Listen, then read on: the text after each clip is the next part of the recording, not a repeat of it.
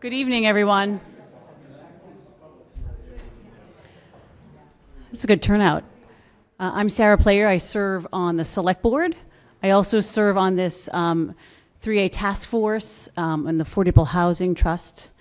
I'm so glad to see a good turnout tonight. Tonight we have our next big community meeting to help solve and kind of investigate some of the possible solutions for 3A. Tonight we have our 3A task force. We have our professional staff, planning staff, thanks Jamie, as well as our consultants from MAPC. So I'm going to let these guys take it away, but thanks so much for coming out tonight. Make sure we have your contact information. There's a sign-up sheet going around just so we can keep you updated on our next events and keep your interest peaked. Thanks.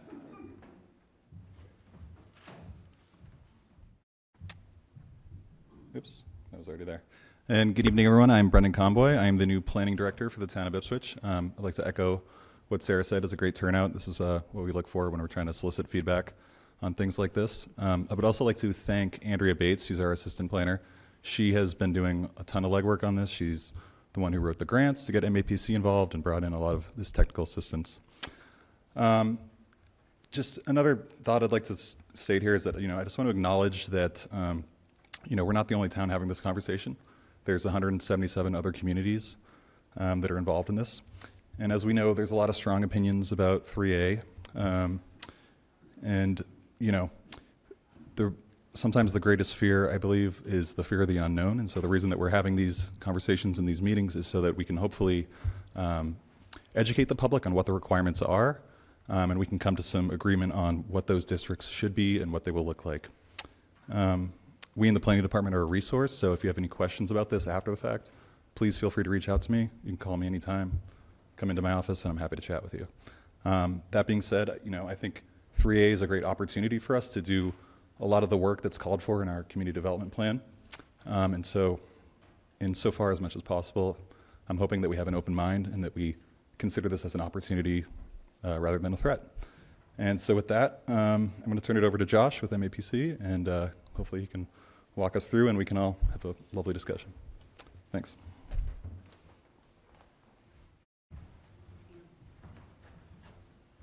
Thank you, Sarah, and thank you, Brendan. Good evening, everyone. Josh Fiala, Principal Planner at the Metropolitan Area Planning Council. I'm excited to be with you this evening. So we have put a lot of effort into the presentation we have for you this evening. There's quite a bit of information, so we apologize in advance for that, but we have a lot of important things to share with you all. The engagement aspect of this meeting, for those of you who joined us for the community focus groups, we had your own tables and we're looking at maps and having a conversation together. This evening, we're going to invite you to respond via some polling actually in the room. So you can do that through your cell phone if you have a cell phone or would like to do that. And it will show up live on the screen. And I'll show you how to do that when we get there, but just give me fair warning that that's coming in this presentation. We would like to mention and acknowledge the 3A task force, who many members are in the room, some of them at the table, and some in the crowd with you all. They've been volunteers of the town and are really putting a lot of effort into discerning on the 3A process and helping the town to develop an approach to compliance. They are all town residents. They represent a variety of different facets in terms of town boards, committees, expertise in the town as well. So they really deserve a hearty thanks from their fellow residents in the town as well. They have been put together by the town administrator.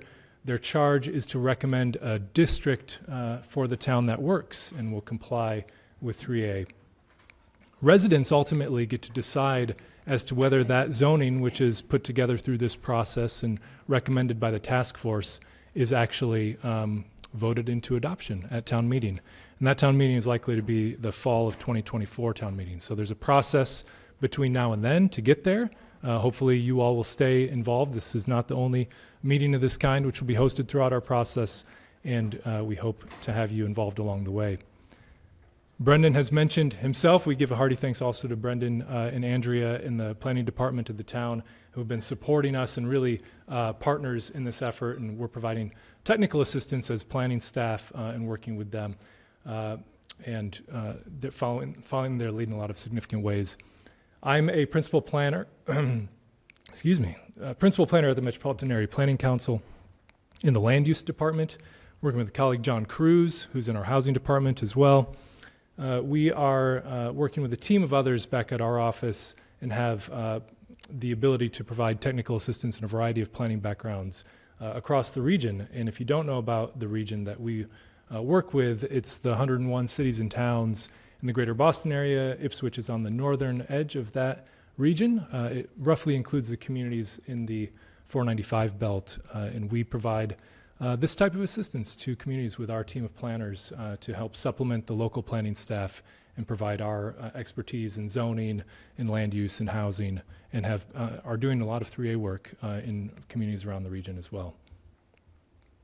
Ipswich, of course, is the center point of this project, and we've been brought on board through grant seeking that the town had pursued, and are being provided technical assistance funding to do so, which is not being paid for by the town, by the way.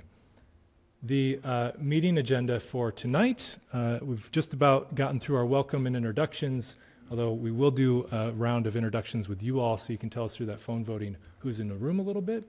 We have an introductory presentation, which we hope will answer a lot of the questions around 3A that people may have.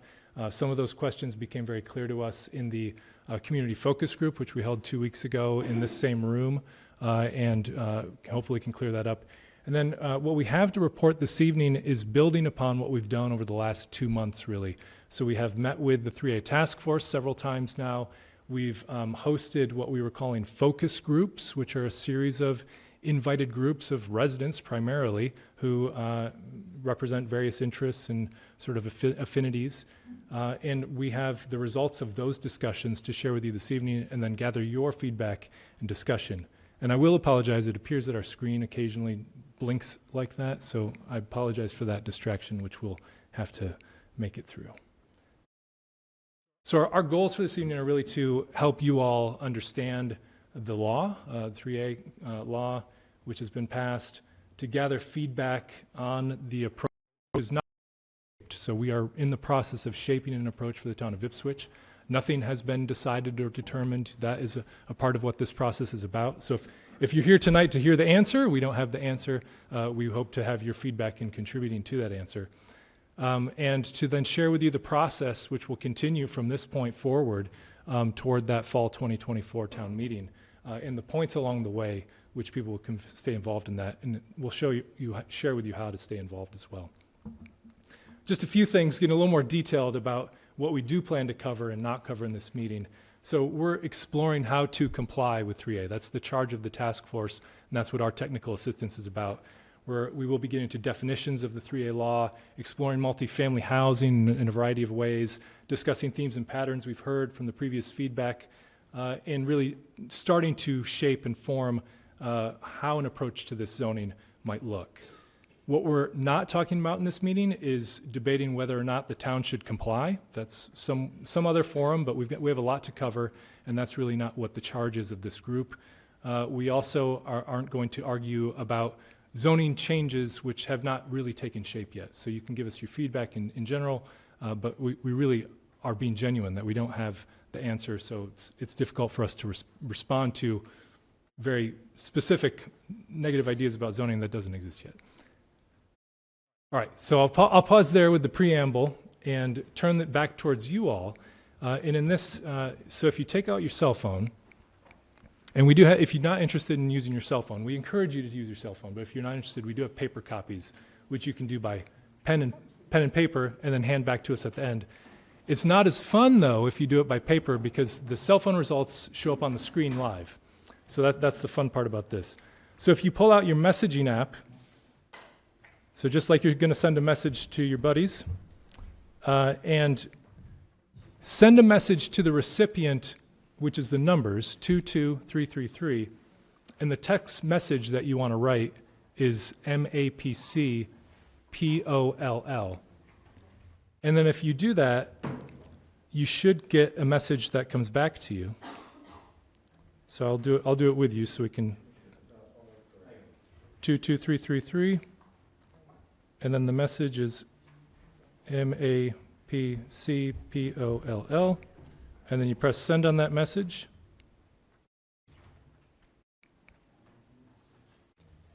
And then you should get a message back that says, you've joined Network Administrator's Session, MAPC poll. Okay? All right. Most people on board with that? And then once you've connected, you'll be able to answer every question in this meeting without reconnecting again. So you'll be able to do that. And the instructions, these same instructions will show up on the top of the next slide as well. You should just be able to do it through... Oh, if you're doing it through the website? Oh, you don't have to go to the website. No. Sorry. Yes, I see that too. At the bottom of my email or my text message back, there's a website. You do not have to go to the website. You can do it through your message app. So the first question, and the way you do this now that you're connected on your cell phone, you respond with the single letter of your answer in a message and press send on the message. So if you were asking, what is your primary relationship to the town of Ipswich? If you are a year-round resident, for example, you would send A in that message back to in that text thread you just started.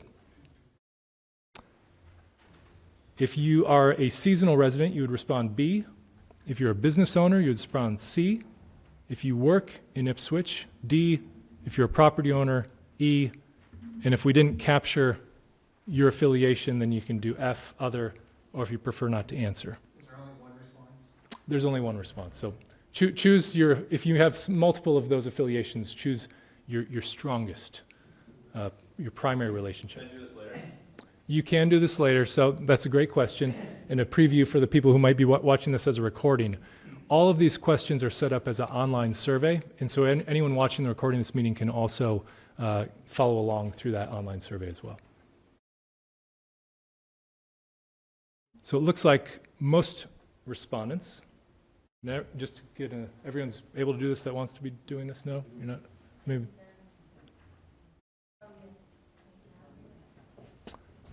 So most respondents are year-round residents, and some in the property owner category, some in the work in Ipswich category. So I'll keep moving along just to keep us going. The next question uses this key map. If you just take a quick look at it, and we're going to ask you, what part of the town do you live in based upon this abstract diagram? So if you live in the downtownish, that's A. If you live around the downtown, B. North, C. East, D. You get the idea. If you're right on the line, you can make a judgment call. So here you can respond. So you can also respond to these text descriptions. So if you're downtown, it would be A. A neighborhood near downtown, B. And these are to your interpretation a little bit as well. Northern portion of town, that's C. Eastern portion, D. Southern portion, these are all relative to downtown, is E. Western portion is F, so that would be out towards Route 1. A surrounding town, if you're not in Ipswich, is G. And again, another answer would be H. So good mix, actually. Looks like downtown Ipswich and neighboring downtown and the western portion of town are the three with the most responses, followed by eastern portion of town. So that makes sense. And if you don't currently live in Ipswich, or you would like to move somewhere else in Ipswich, where would that be? Let me see. Here's the map again. So the map corresponds with those letter answers. Is A a half-mile radius? A is a half-mile radius from the train station. So it's a little south of downtown proper. You don't have to. If you are perfectly happy where you live, and you do not have to answer this.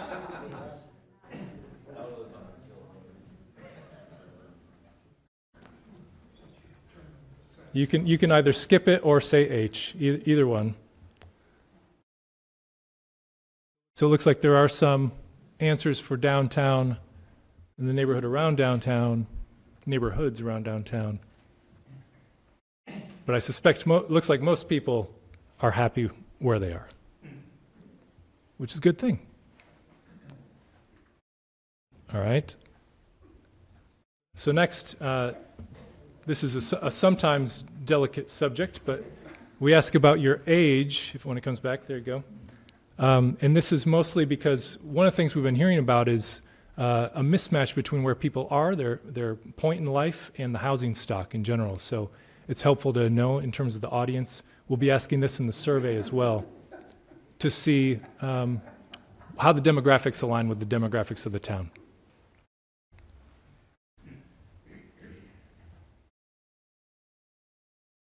So that middle age range of C, which is 40 to 59, is to be the largest share, followed by 60 to 74. So thank you for that.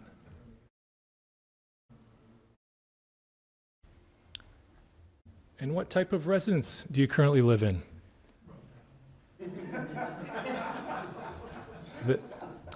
That we didn't offer that as an option, but the majority of the housing stock is single-family homes. So that may be a popular answer here. And we've basically just gone through a variety of home types, starting with the least dense, a single-family home, and moving towards the most dense, which would be G. I find the blinking very disconcerting, just by the way. So it looks like, 92% at single-family homes, which is probably what we could expect given the housing stock. And do you own or rent your home? And again, home ownership is, I think when the screen blinks, we are still receiving answers, so that's good. So own and rent, or C is prefer not to answer.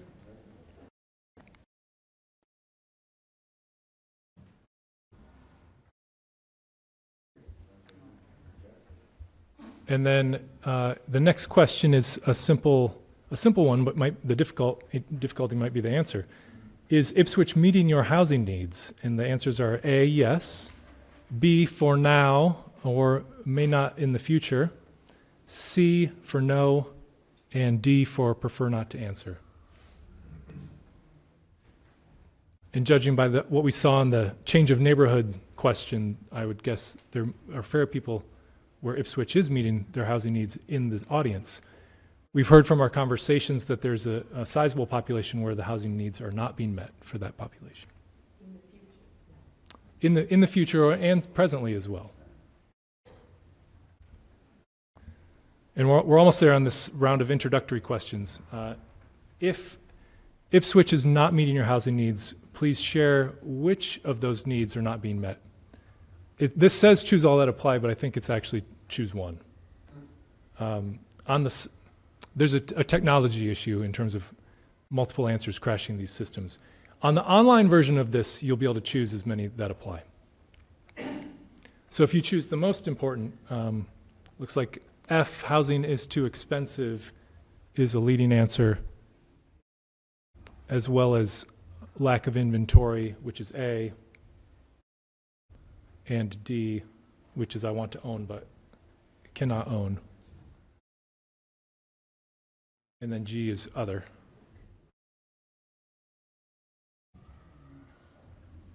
All right. And then this is an open-ended answer or open-ended question, so you can type in a short phrase or a series of words and just getting an open call for what is your top priority for housing in Ipswich. And those will show up on the screen, so we're offering some trust to the audience that those won't include expletives and things like that.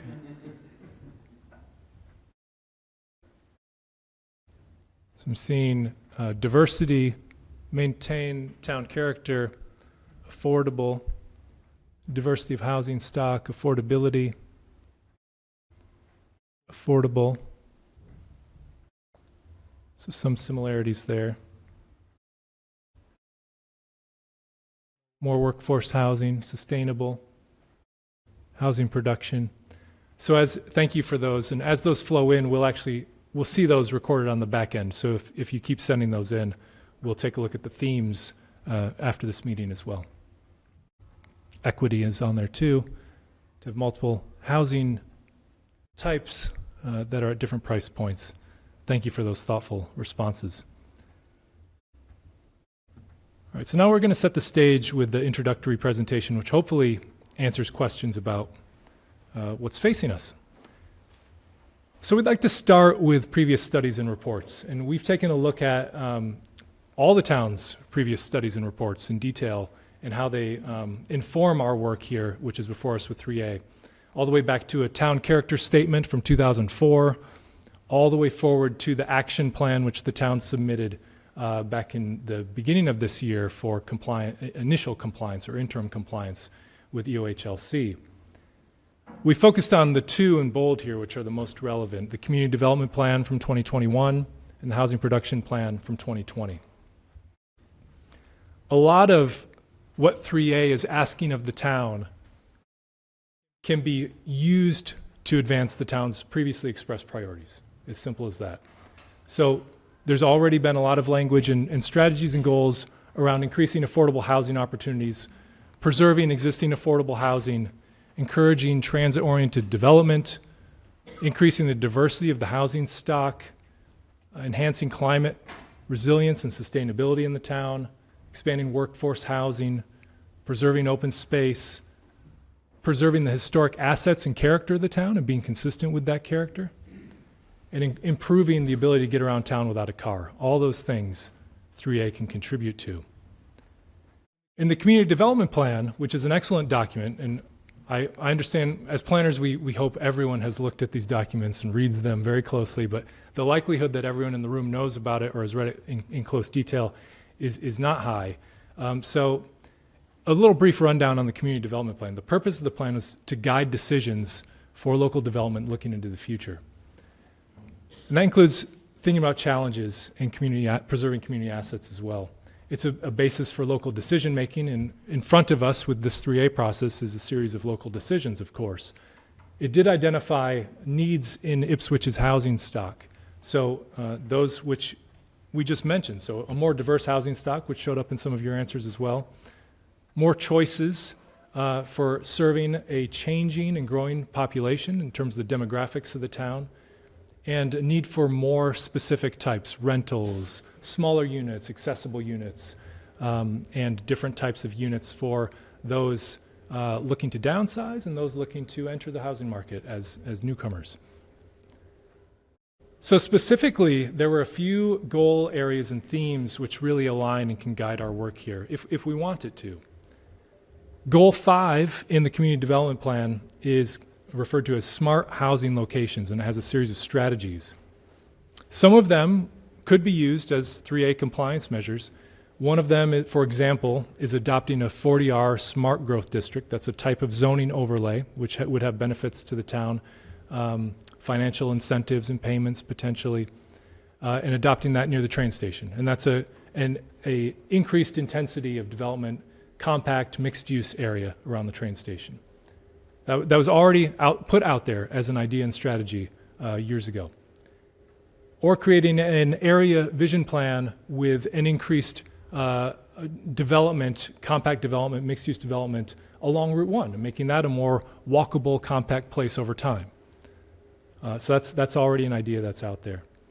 Allowing compatible infill development in neighborhoods surrounding the town center. That perfectly aligns with 3A as well. And allowing mixed use by right in near the town center and multifamily as well. Yes? Can you just highlight the infill development? Can we just give an example or two? Yeah, infill development is typically meant, and thanks for giving my attention, thanks. Infill development is meant where there's a vacant block or a missing property within what is relatively a fully developed environment, like a downtown. And so infill is referencing placing new development in that missing piece, the vacant property. I assume if it doesn't have too many There are opportunities around. Some of them might not look vacant. They might look like parking lots, for example. And parking lots typically have a higher and better use than being parking in a real estate market such as our own with land values as they are. So there are opportunities around, and I think many of those opportunities would be referred to as infill in the downtown environment. Could that also refer to ADUs? To Could that also refer to ADUs? ADUs, yeah, ADUs are a way to, accessory dwelling units are densifying typically single-family home properties with an additional unit over a garage or a separated unit. That is a form of infill, I think would be within that category as well, yes. And there are some, I think, compelling future land use maps in the community development plan as well. And you can see this one highlights some areas which are referred to as rezoning for housing options. So there's this one on the Route 1 corridor, there's this one near the school properties, there's this one south of the town center, and then of course within the town center there's an inset map with opportunities such as that identified as well. And on this map they show up as these purple properties. And so these are where some of those infill opportunities are located in the town center, and they've been identified in this plan. I would say infill typically would refer to some of the smaller opportunities. Some of the bigger opportunities, like an MBTA commuter lot, would just be a redevelopment or development opportunity more generally. In addition to the community development plan, there's also the housing production plan. And I won't get too much into detail because they're parallel. The housing production plan was completed just before the community development plan, and in a lot of ways, as they should, they build on each other and are very complementary. But I'll just highlight some of the statistics that were in the plan as well. That there are over 2,000 low and moderate income households in Ipswich. You might not think that, knowing sort of your neighbors and neighborhood. 42% of the population is eligible for affordable housing in the town. And more than 1,500 households are spending more than 30% of their income on housing. And that's a metric which is generally referred to as cost burdened. When you're spending more than 30% of your income on housing, it makes it difficult to afford other aspects of a household's budget.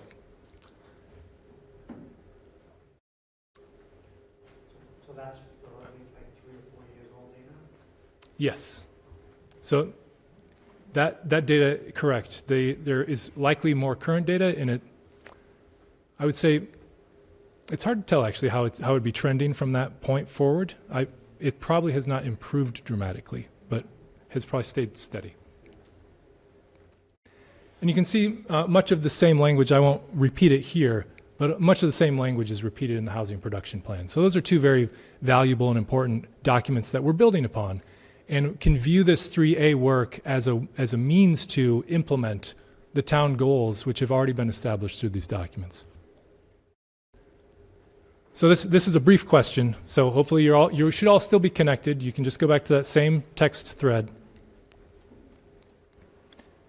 And just wanted to get a feel, having presented and talked through some of that previous work, which of the following recommendations, and you get to choose one, would you identify as the highest priority that we can fold into this work?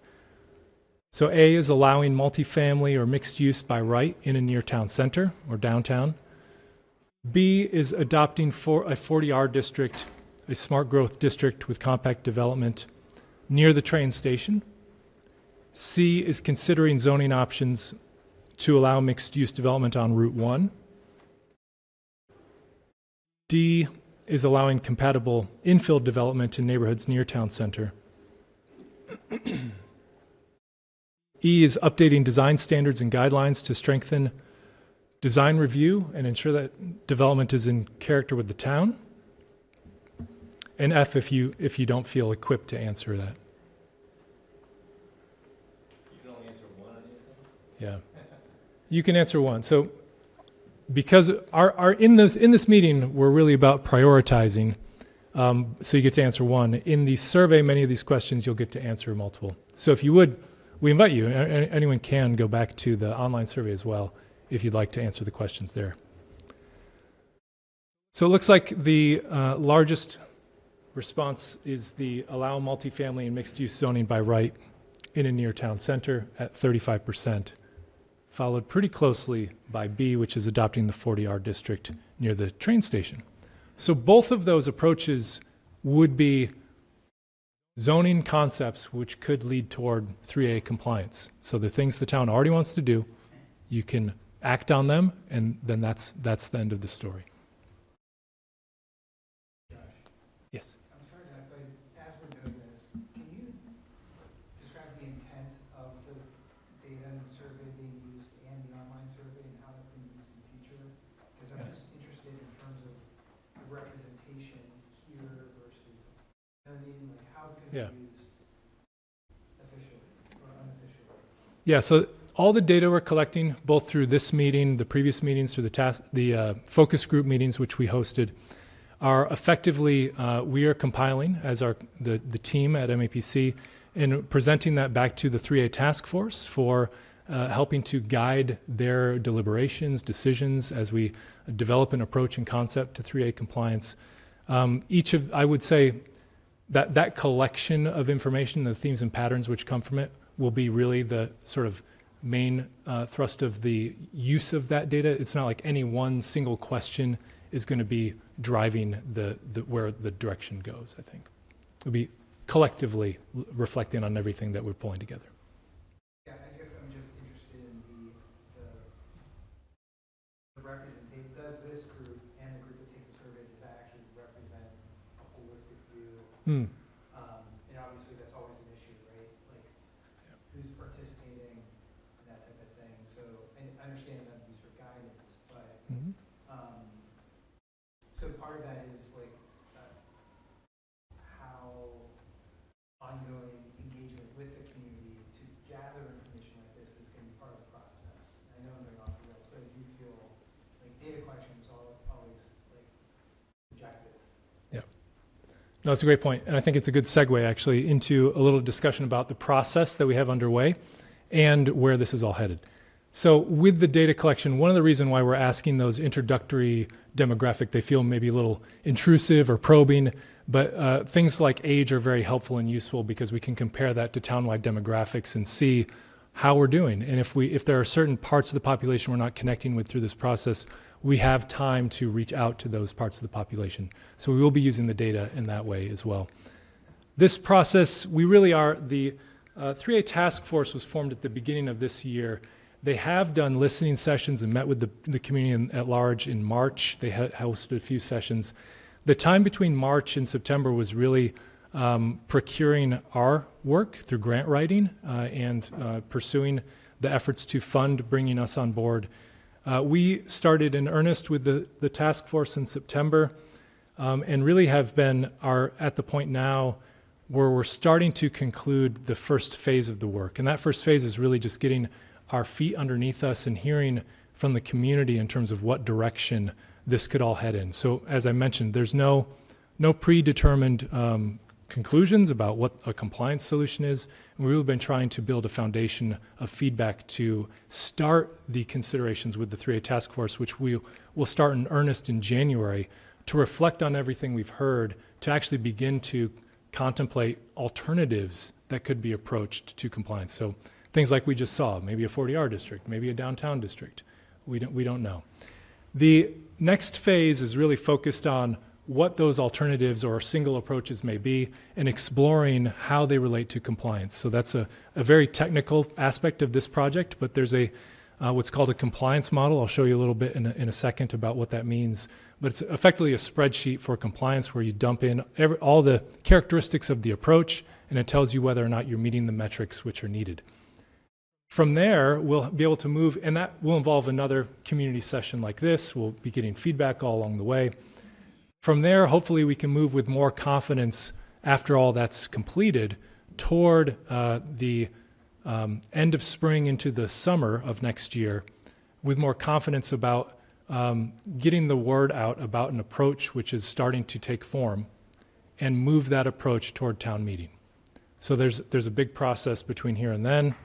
But all along the way, what we hope is that we're building upon community feedback and that there's no surprise from the community's perspective about where this is all headed. So a few more details, which I got into a little bit in my verbal remarks. So we have the 3A task force, of course, they've gone through this work, which I mentioned. They have put together a really rich and wonderful website, which we'll give you at the end of this meeting. Some of you, I'm sure, have been to it already. It's on the town's website. It's easy to get to. And it has documented and cataloged all of the previously put together meetings, recordings of the meetings, presentations that have been given. Anything you want to, if you want to start, haven't been involved in before tonight, you can go back and watch all the things that have occurred to this point. The task force has also put together some excellent materials, some fact sheets, information to know, a lot of details about what the legislation is, things that are impacting the town's decisions or requirements. We'll get into that in this presentation as well, but if you want to take a look at at your own pace, there are resources available for you. Since we've come on board, we've really been building out what we've called a series of focus group meetings. You can see those on the screen. Those are all the presentations and notes, and I believe some recordings are available on the website as well, if not all recordings. I'm just not sure about that. Those have focused, as I mentioned, in a series of what we call focus groups. They're just affinity groups of people who have experience in housing, for example. And there are primarily residents in those groups. We tabled at the town meeting just to help get word out about this. A similar session with the task force and the community at large, which we had 2 weeks or so ago here in this room. We had a meeting with the town staff, volunteers, board and committee leads. That's also town residents. And then, interestingly enough, a call for those in the development professions, real estate, local developers, et cetera. And in that meeting, it was, I think, all except one, Ipswich residents as well. So very focused on Ipswich residents all along this way. And then tonight is a open call community meeting, which is less of a work session, more of a formal presentation. And the results of each of those focus group discussions have been compiled, and that's what we're sharing with you as much of the meat of this presentation. So you'll see, I won't get into the details of what we did in each of the agendas for those focus group meetings because you'll see the results, and I'll explain it as we do that in a second. What I want to turn toward now is the 3A regulations themselves. So these are, it's a part of Massachusetts law. 177 communities are required to provide zoning that complies with the law. And that is to have at least one district of reasonable size in which multifamily housing is permitted as of right, with no restrictions on age or suitability for who can live there, including families with children. Here are the MBTA communities, those 177 communities which are required to comply. There are a variety of community types and categories. The rapid transit communities, which are those connected to the colored lines, the red, orange, green, et cetera, they are required to comply by the end of this month, the end of December 2023. So you're seeing in the news probably a lot of Newton just passed, Brookline passed, Revere, et cetera. Those are the rapid transit communities. They're on a different timeline than our situation here. Ipswich is a commuter rail community. In that you can see in that greenish shade the other commuter rail communities. There are other types of communities for those that don't have a transit stop in the town but are adjacent to service and other adjacent small towns as well. That is Boston. Yes. Oh. How does Boston get separate treatment? Boston often has is separately treated in many aspects in Commonwealth law, and they, I would say, probably compare favorably to every community on this map in regard to housing production and production of affordable housing as well. So there are, they're an exemption to the rule and an exception in many ways. So I just covered that the town here is classified as a commuter rail community, the specifics of what that means for the town's requirements. So first, 40% of our solution of the zoning that we put together must be within 1/2 mile of the commuter rail station. The deadline for our work is December 2024. That's why we're moving towards the fall 2024 town meeting. and have some comfort level and time to do so. Here's the map of the town. The dotted purple circle is a half-mile radius around the train station.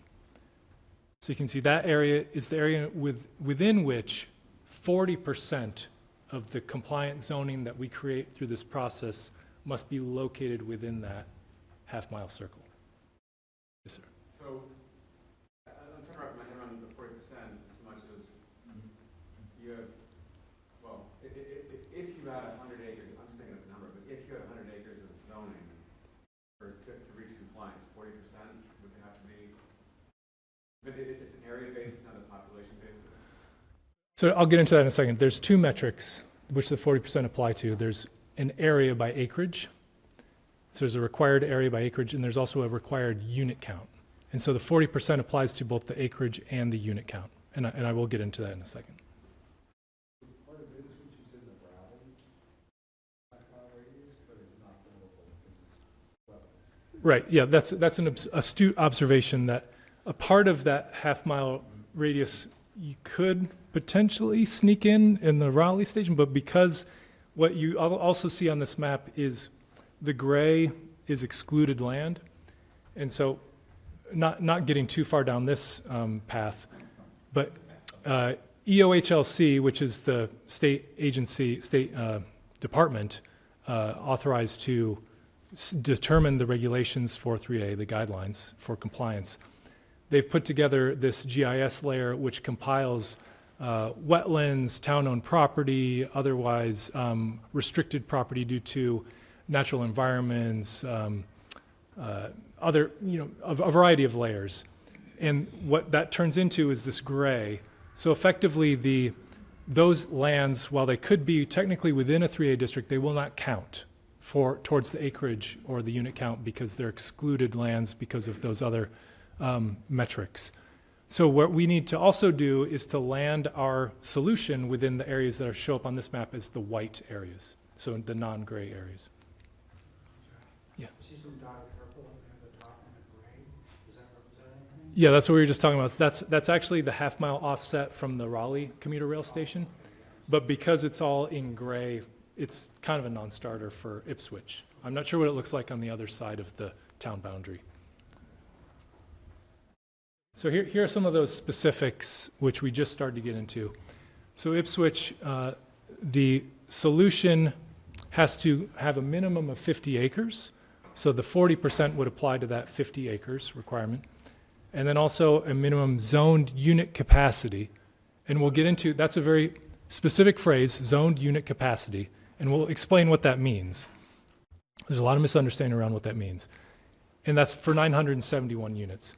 And then there's a density requirement of 15 units per acre. So within that 50 acres, it has to be of a certain density, and then calculated to produce that hypothetical zoned unit capacity of 971 units.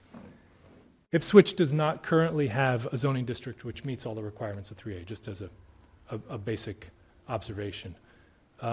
So some communities, I think, are in a situation where they can basically take an existing zone and then put it forward as a form of compliance. Here, we would have to make at least some modifications to the existing zoning, no matter where it happens. So just a few observations on density. So 15 units per acre can sound scary if you're not familiar with these things.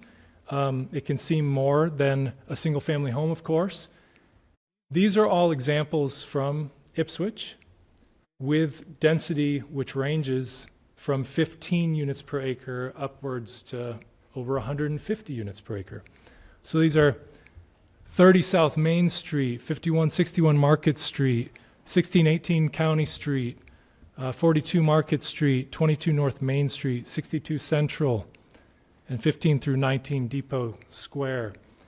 So these are all densities which are currently in the town which would comply with the regulations. And they're not out of character, they're not out of context. Some of them might even be well-liked buildings in the town, just to put that out there. So Josh, just Yeah. on those, you're only counting the lot area, right? When you do that calculation? This is the number of units compared to the lot area, correct.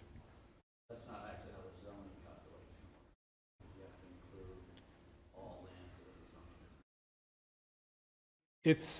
zoning. So it's the 15 units per acre in the calculations is a district-based calculation.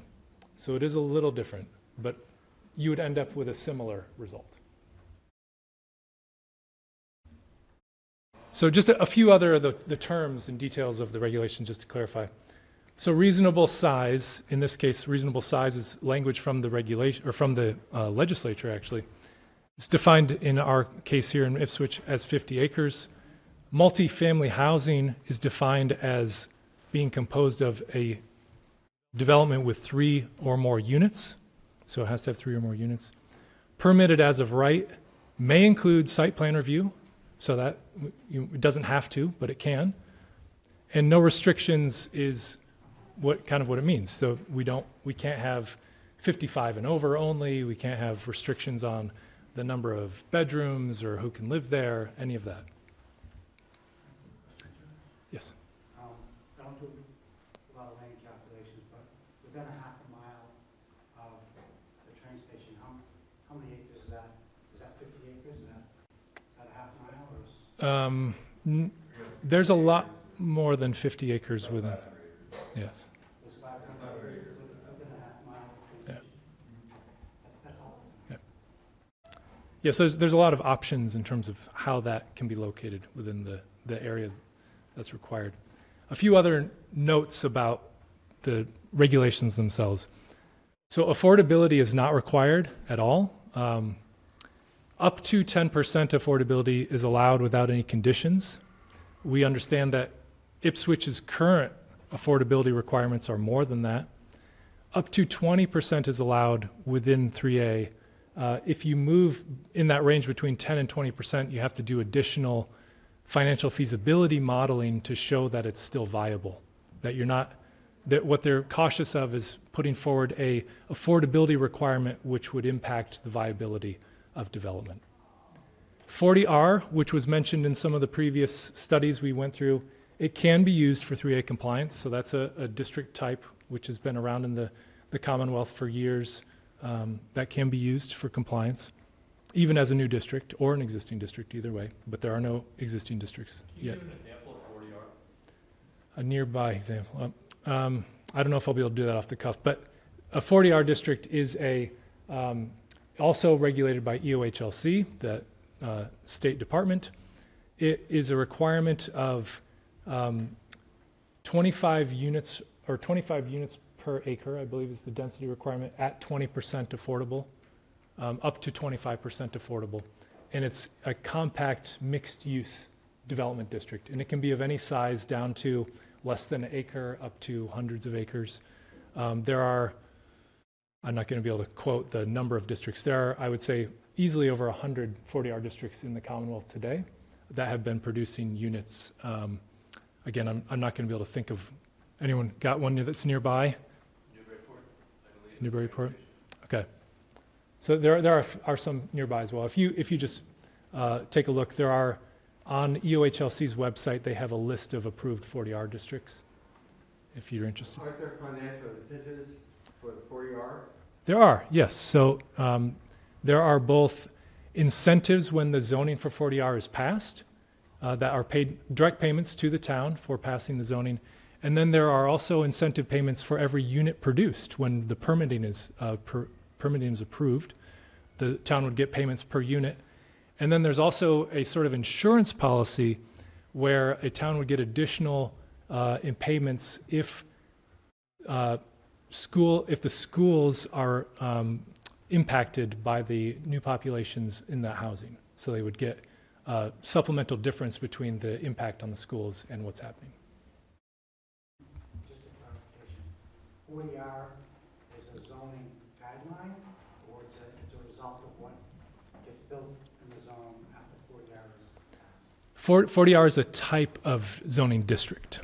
So it's a similar mechanism. I hesitate to say this because it's not the same, but it's a similar mechanism as 40B. So it's a certain type of housing approval that was defined by the state to encourage housing production years ago.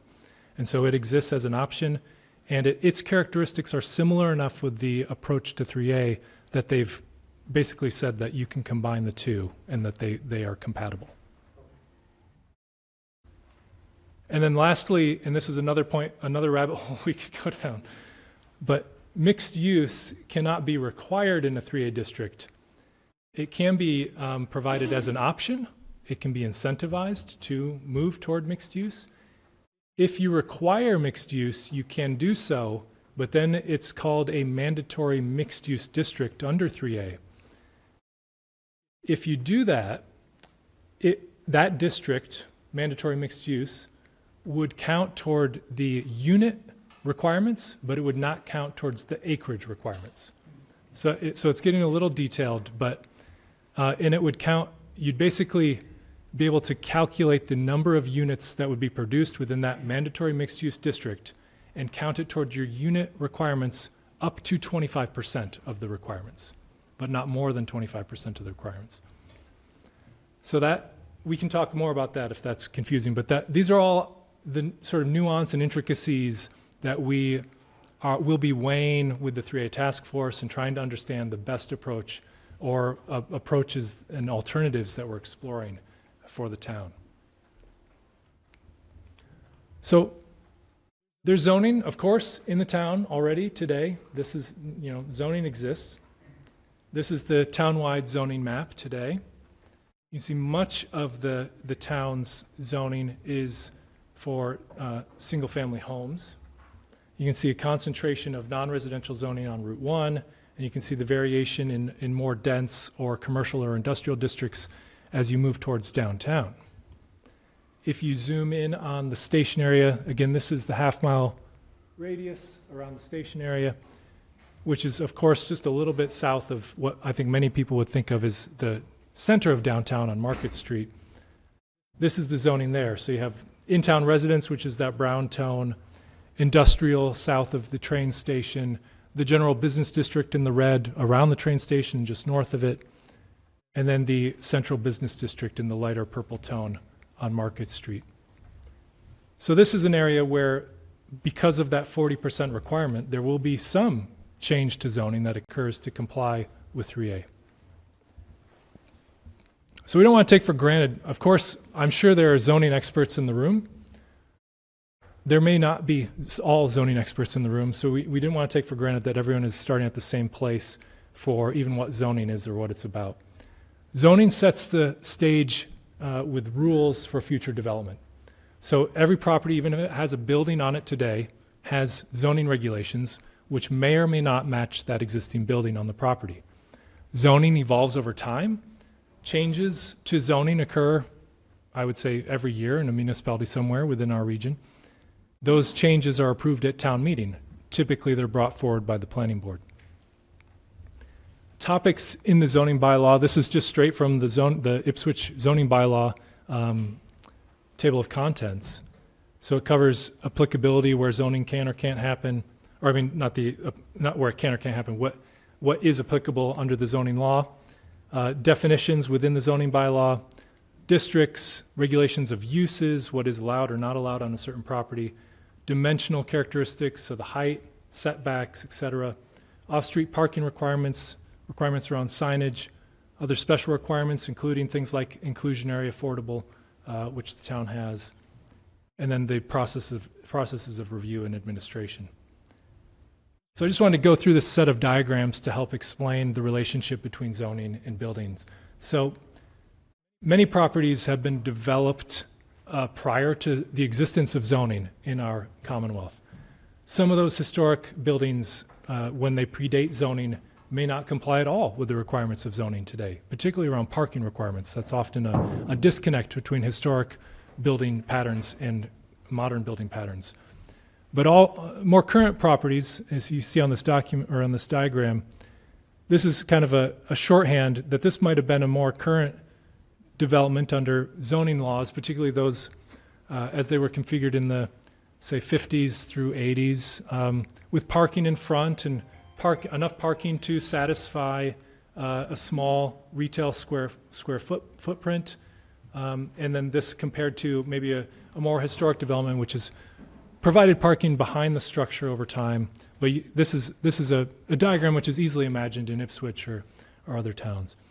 The zoning regulations on that property to the right include the setbacks, which you see here. So the front, the side, the rear. They also include the height.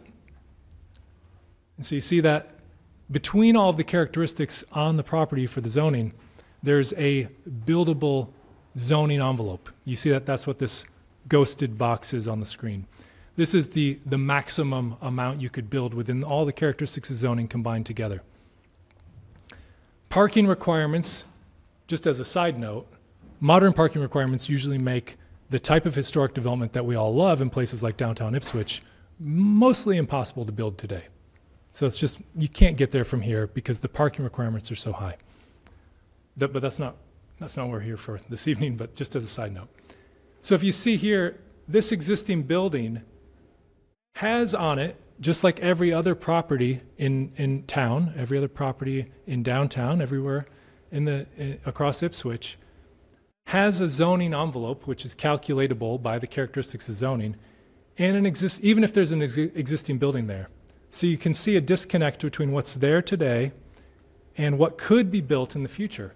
And it might be hypothetical. That convenience store might not be going anywhere ever. It could be owned by someone who is going to pass it on to the next generation, and they love it just how it is, and it will never change. But the zoning capacity for that property says that there could be a 3-story building there with so many number of units. That zoning capacity, the hypothetical imaginary box, is what the regulations are about. The regulations aren't about what's on the property today. They aren't about even what may be built on the property in the future. It's all about calculating what this box is. So there's no relationship between compliance and what exists on the property today. Just want to make that clear. That was a confusion in our last community meeting. This is a detailed slide that I won't get into in as much detail as it shows. But the compliance model, which I've been mentioning, is a mathematical spreadsheet where the characteristics of the zoning which we come up with through this process and want to explore will be plugged in numerically into this spreadsheet.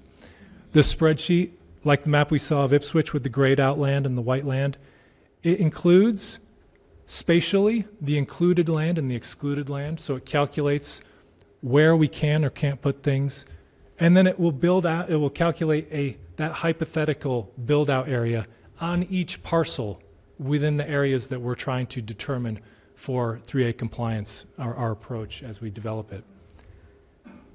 That area is effectively the number that needs to get to that 971, the capacity figure which I referenced earlier, is this mathematical calculation. That's what is the measure of compliance. It has nothing to do with how many units are there today or how many units will be there in the future. So it really is, so for example, this property, to just go back to this generic abstract example, it's a convenience store. It has no residential units today. This box might calculate out as 18 units. Let's just call it 18 units. That 18 units is what's used in the calculations towards compliance. Just to be clear about that. It might, just to be clear too, it has the potential to turn into 18 real units in the future. That's what the zoning is for.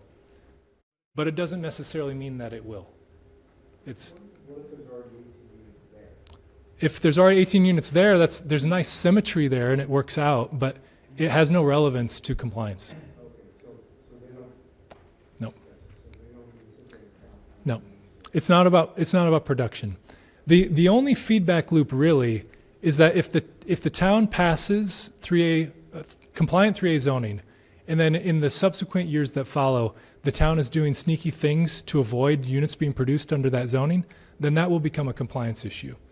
But there is no issue, like no one's tracking, I'm not sure exactly how they're tracking what I just said either, but no one's tracking production of units. That's not a metric. All right, so that was a lot. Hopefully we kind of all have a more even starting point now in terms of our understanding of the 3A requirements. And just to get back to a quick question, and you can also, we've been asking some clarifying questions along the way, but if there are any additional ones, but just to see if, give you all an opportunity to put in any clarifying questions or comments on this information you have. Yeah. You said some people might be new to this, first time, so I'm one of those new people, like, never heard of 3A before. Yeah. My understanding is you're gathering information, then there's going to be debate and conversation. The end game of 3A is zoning decisions? Yes. Is that what we're talking about? Yeah, so 3A is compelling local municipalities. So zoning is under the control of local municipalities. And 3A is compelling each municipality to have a zoning district which is compliant with the requirements that I just went through. So the result of all of our discussion and process is to propose changes to Ipswich's zoning bylaw, which will comply. And then and the process that we're going through, which, there will be more steps to engage with this process. Ultimately, those recommendations for zoning changes will go to town meeting, where they would need to be adopted. Town meeting and not the zoning board. Correct. So town meeting will guide the zoning board as to what to do with that? Is that what you're saying? Zoning changes are approved at town meeting. So that the rules by which zoning board is approving projects, the rules by which developers come to the town, those changes are approved at town meeting. Yeah. And it looks like we have a few others. Let's see. What is the number of acres today in which Ipswich, where multifamily is allowed by current zoning? There are a number of districts where multifamily is allowed by special permit today. I don't know the acreage of those districts. But there are, as I said, there are no districts today which are fully compliant with those requirements we've outlined. It's a little difficult for me to glean which ones are hot burning questions. Does anyone have a question they'd like answered right now? Anyone else? Otherwise, what we'll do is look through these when we get back to the office and then add them to the website and fact sheet. Yeah. How is it that the state can write a law, or actually it seems like the MBTA, which is an authority, not even, office within the Commonwealth, just an authority, get to write a law that controls zoning in 171 towns? Yeah, I think so. Don't let the name get too confused in it too. So the MBTA Communities Act, which is referencing MBTA directly, MBTA wasn't squarely involved in the creation of the law. So it makes sense from a planning perspective because of the transit-oriented nature of wanting more housing production near transit. So that's really the reason MBTA is mentioned. But the other aspect of your question in terms of the state stepping in, I think it's pretty well established, and our perspective at MAPC would be the same as what was assessed in terms of the state legislature, is that there is a housing crisis in our region, and a part of the symptom, not the full reason, but a part of the contributing factors is that every municipality is in control of their own local zoning controls. And that has led to a underproduction of housing across the board because everyone hopes and expects that their neighbors will allow the housing that they don't want to allow. And so I think that this law was put in place really with a focus on housing production. That's why it doesn't include requirements for affordability. It doesn't include some of the things you might expect a housing law to include. It's very focused on housing production in response to what is seen as a housing crisis and an underproduction of housing relative to the population figures, the amount of growth of jobs in the region, and that's making everything for everyone less affordable. Yeah. Just so I'm clear, the fact that the zoning would exist under this new regulation doesn't require or demand or actually even fulfill any obligation for additional housing if developers or someone don't want to do it. Is that correct? That's correct. Zoning. You can change the zoning, but if it's still not desirable or affordable or whatever for the That's correct. Zoning provides an opportunity for future change. It does not compel future change. So right now, I think zoning is seen as as I mentioned, we talked with developers, local developers, and they didn't say zoning was the only thing holding them back. It's one of among several factors. Market conditions and lending rates, for example, right now are a big thing holding a lot of development back. But I think that as zoning changes, it will be one less hurdle across the region, and you might start to see more production of the kind that's desired, which is more diversity of housing types. We're really good at producing single-family homes, but less good at producing multifamily variations. The state already produced an enabling legislation for all the zoning of the entire state. Aren't they already kind of influencing the zoning that local towns adopt anyway? They have 40R. They've created the enabling legislation for every town in the state to provide that zoning. So is that kind of getting it halfway there anyway? Does that make sense? I'm not sure if I'm totally following, but I think the mechanisms they used in the past, like 40R, they have produced some results, but not keeping pace with the demands of the market in their assessment. But the state allows and forces and creates zoning districts throughout the state. Anyway, that local towns use that as a template or as a way in order to create zoning. Yeah, I think if I follow, yes, like for 40R example, for example, that is a way towards compliance, and it is a compatible district.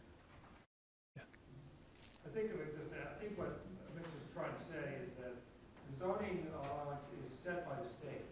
It's not something that the town has its individual right unless it's given to it by the state. So the state zoning act says this is what communities can do with zoning. You can't do this, you can't do that, you can't do this, you can do this. So this is just another piece of that, I think is what Mitch is trying to say. Oh, I see, yes. Another mechanism. It's a little unusual in some of the facets of how this is set up. It's not unusual at all in the context of where does zoning come from and how does it happen. In Ipswich, because it's a town, every town that passes zoning regulations has to get approval from the state attorney general. Yes, yeah. And they have to say, yes, this is an acceptable thing that the town has done with zoning. If they think it's not, they disallow it.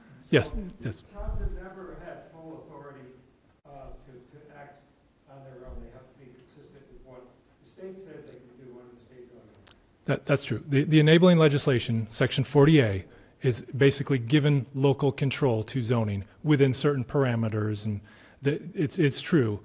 Local zoning changes then have to be approved by the Attorney General and then sent back to the city or town. So thank you for all that. And I think one more. I just have a question about Yeah.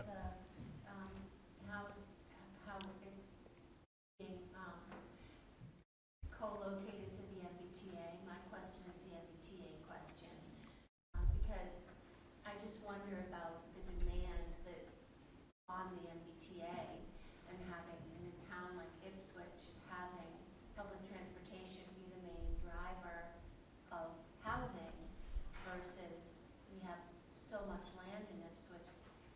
You know, why, it seems like it doesn't make sense. And, you know, my personal opinion is the MBTA is really not a great service for people. And so to have that zoning be strategized around that seems a little false. Yeah, I think I would again de-emphasize the MBTA aspect of it a little bit. So I think it's a good option to have in a district where you're trying to make more mixed-use, walkable, compact development. MBTA is certainly a good option to potentially have people drive less in that context. In the context of Ipswich, it's not going to be the magic bullet that creates a bunch of car-free households, for example. I might prefer, it's a little longer, but if I were to rename the Section 3A MBTA Communities Act, it might be Section 3A More Compact, Walkable, Mixed-Use, Vibrant Places Act. And I think that you can create, from a planning perspective, places of real value.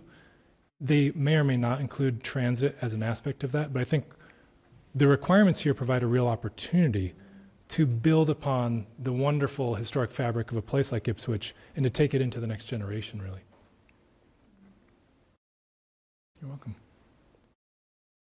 All right, so now we're going to go through a series of, the remainder of the presentation really is recapping what we've learned through those focus group discussions and sharing it with you all, but then also getting your feedback to help us prioritize what we heard in those sessions as well. So the first, they were 3-part sessions. The first section in those discussions was looking at housing issues and opportunities.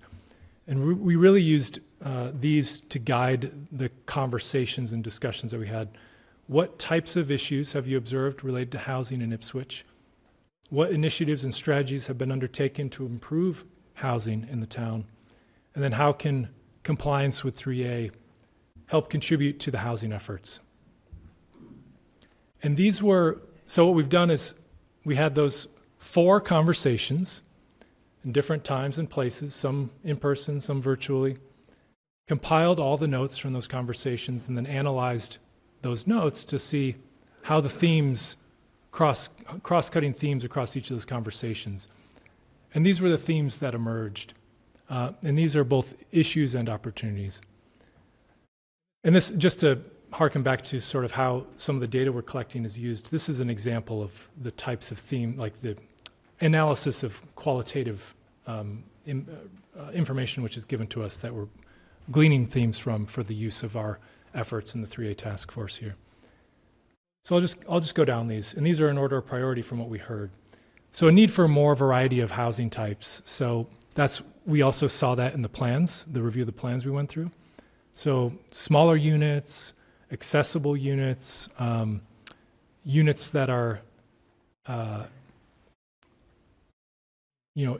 variety of different types, mostly in opposition to the single-family home, which is the predominant type. And people want other options so that they can age into a different type of home, have less maintenance on a home, find a home to start in, for example. Maybe that include rental? Do we talk about variety? Yes, it would include rental. So the dominant paradigm is single-family home ownership, and that's true in Ipswich as well. And so any variation or alternative would be either rental or a variation on type of within that. Clearly, we heard a lot about clearly communicating during the 3A process. We're trying to lean into that and live into that. So some very good feedback on how to do that, and we've been adjusting our process as we go and accordingly. A lack of affordable housing options in general, and we've heard that again and again in a variety of ways. The current housing approval process limiting production, the onerous nature of special permit processes was brought up, just the zoning characteristics today in general, parking requirements, things like that. Issues with what the housing market is producing, so that the housing market is still continuing to produce the single-family homes, the more luxury homes in general. Those types of concerns were brought up. Focus on the downtown area, which we've also heard in this meeting. Fit with the character of the town, which we hear in a variety of ways and is important. Concern about potential impacts, whether they be infrastructure impacts, impacts on the roads, impacts on the schools, preserving the historic building stock, and notions about what we were just talking about, the car dependence of the town. So we ask you to put your thumb on the scale, and of those themes and topics we just went through, which we've heard in those meetings and that we're building upon, which of those, if you had to choose one, I know it's tough just to choose one, and you can see them on the screen. They're in the same order that I just walked through them. Which of those would you think that we should pay most close attention to? And all of these themes help us to understand what it is we're trying to respond to with our approach to 3A compliance. What's the bottom? The bottom, Focus on downtown. yeah. Is that the last one? Oops, sorry. Seeing if I can. There we go. I can scroll.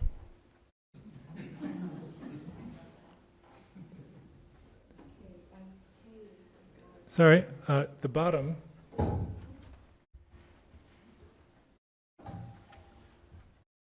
Oh, it looks like they might be a little bit out of order in the way I presented them. So the bottom is downtown area and the approval process.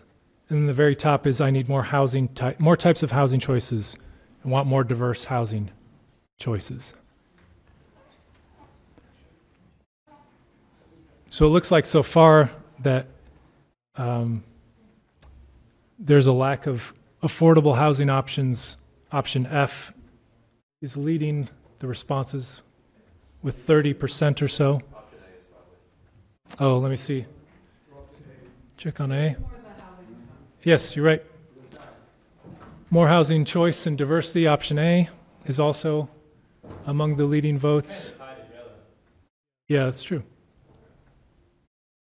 So they're very related. And the good news is, I think, very addressable within the problem we're trying to solve here. All right, so I will continue on. And of course, we've had these conversations, but many of you weren't involved in those conversations. So if you had been involved, are there things you didn't see on that list that you would add in for our consideration, either issues or opportunities? If what you saw in there was kind of what's on your mind, then we'll add that E into the previous one too. We'll get that. But if you have thoughts about things that you didn't see, we'd be happy to take your advice. So parking requirements are too high. Long-term care for seniors.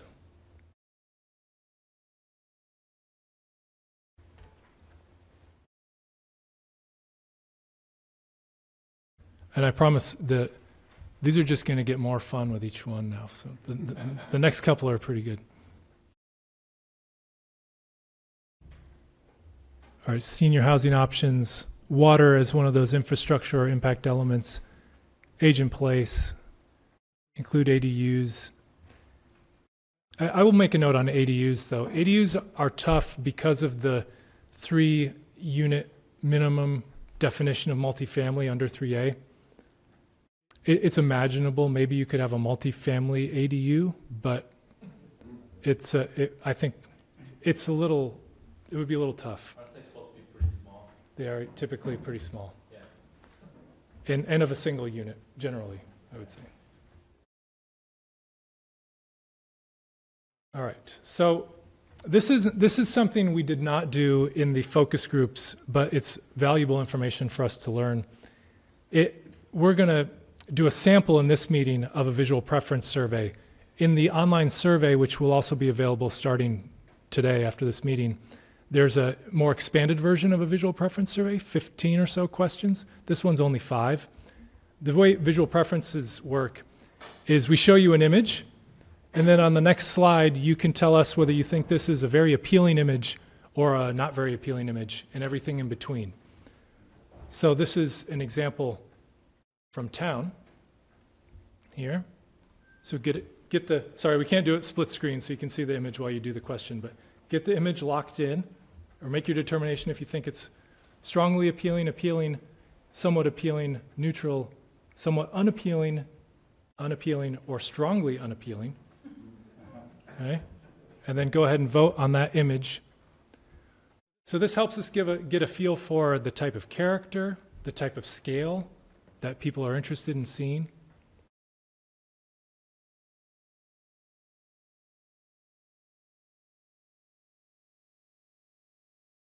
It looks like mostly strongly appealing and appealing. So a very positive image, I would say, overall, that first one. 48% and 41%, those are very strong numbers. Are you asking us to apply kind of context around the building, because a lot of us know the previous use of the building, or are you asking us to think about just the aesthetic and the size and the... More the latter. It's more about the way it looks and the sort of look and feel of the scale of that structure. Yeah, it's a pass on the history, because there's a lot with that building. Exactly. I think it was gonna be our movie theater.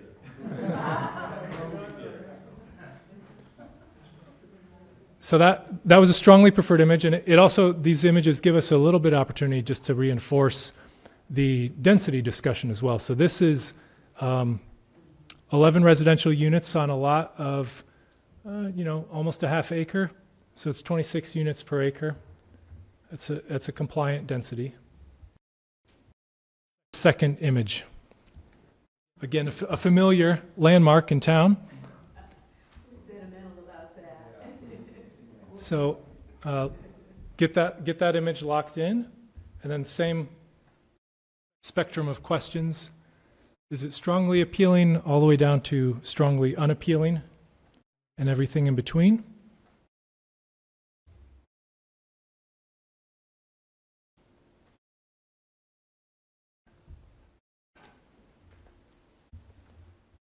All right, again, looks like mostly strongly appealing and appealing. Appealing at 43%, a little less strongly appealing in this case, actually, and more in the somewhat appealing. And this is quite a bit denser, so a historic structure for sure, filling up almost all of the block it's on, or almost all the property it's on. And that's a small property. The square footage you see there, and the density is quite high accordingly. There's not 144 units in that building. No, applied on a unit per acre density. If you made that building an acre in size, it would be that many. Yeah, so it's just basically the mathematical equation of taking the number of units divided by the lot size, which would give you a density. And if you were to expand that density, it would get you to 144 units per acre. But of course, it's just a tiny fraction of an acre in this case. It doesn't quite make sense to me. Nobody's going to expand that building to that size. And why wouldn't that be applied to the old town hall in the previous picture? Or that one? It's a relationship of the number of units and the lot size. Okay. But I agree, it wouldn't necessarily be the case that you just expand this, like stretch it, but it could be the case that you see. One more follow-up. Yeah. It's appealing because it's there. But, Hmm. but is this question saying, do we want to build more buildings like that all over town? Is that what it's asking? I wouldn't say all over town, but I would say if a building like this showed up as this building's next door neighbor, perhaps. Okay. Just a follow-up question. So this higher density implies that the units are smaller then, right? Higher density usually means smaller units? Not necessarily, no. It can be, but it's really only about the relationship of how many units are in a structure versus the size of the property. It often, I would say in this case, being a historic structure, it's much more related to the amount of parking on the property, which is probably none.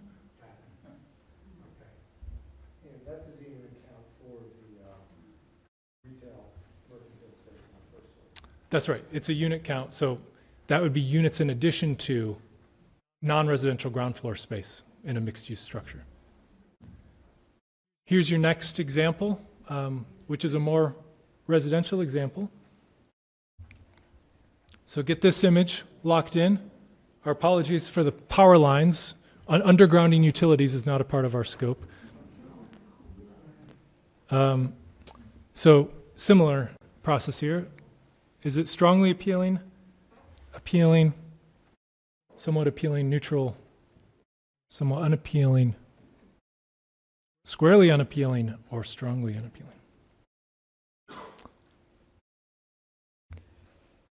So again, also strongly appealing and appealing.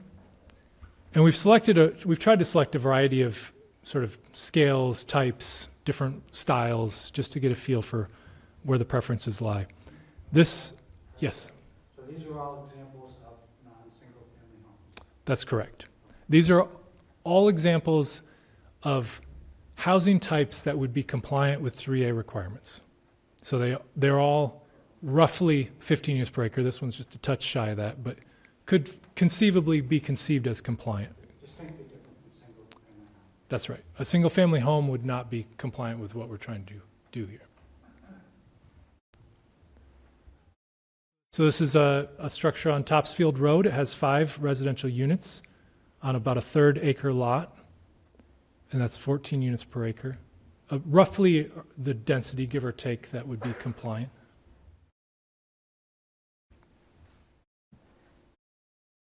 There's just 2 more of these. Here's the next example. Get that nice image locked in. And then here's the ranking of that image. And in this case, all the examples of these 5 are all in town. In the expanded survey, there's a few that are not in town as well. I think they're all North Shore, but there's a few that are not in town. But all of those that you've shown, they required some zoning, it's not exclusion, but they had to go through the process to get that number of units in place? They have went through a approval process of some kind.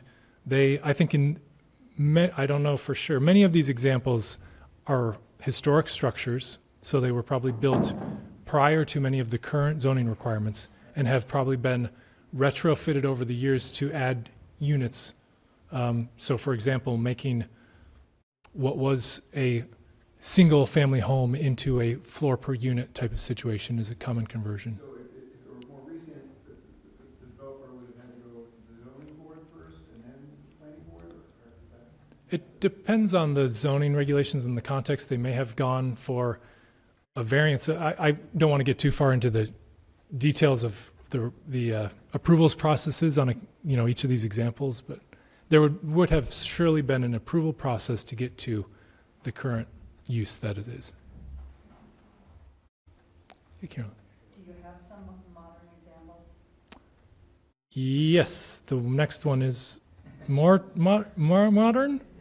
We'll also know that there's about 20 options to choose from on the survey that's going to go out. It's going to be online. This is just a truncated version for this presentation because it's a big part of the one to go through all 20. Yeah. But there's multiple different housing typologies on that to choose. And some very good modern examples in that one. I think our last example, which is next, so that was, strongly appealing and appealing. And then this was another pretty dense property, 21 North Main Street, at what calculates out to 21 units per acre. There are 10 units in this building, but because of the lot size, again, less than an acre, it equates to a higher per unit per acre. Does it matter whether it's condo or rental? No, it does not. Math is the math, right? Yeah. Yeah, the math is the math. It does not matter under the regulations. I would say it's within our approach if we want to try to encourage rental, for example. If there's a less rental in the community, we can see if there's ways to try to do that. But it's an option. It's not required. Density is just, it's units per acre. Yes, density is just the density. It's not. They're defining units when they're doing the calculations. Are they talking 1-bedroom units, 2-bedroom units, 3-bedroom units? Because there's a big difference in square footage and requirements for each of those. Yes, it's true. You're talking 600, 800, 1,000, 1,200 square feet, depending on what size unit you're looking at. Yep. Makes a huge difference when you do those calculations. Yes. So when they're doing those calculations, what unit size are you looking at?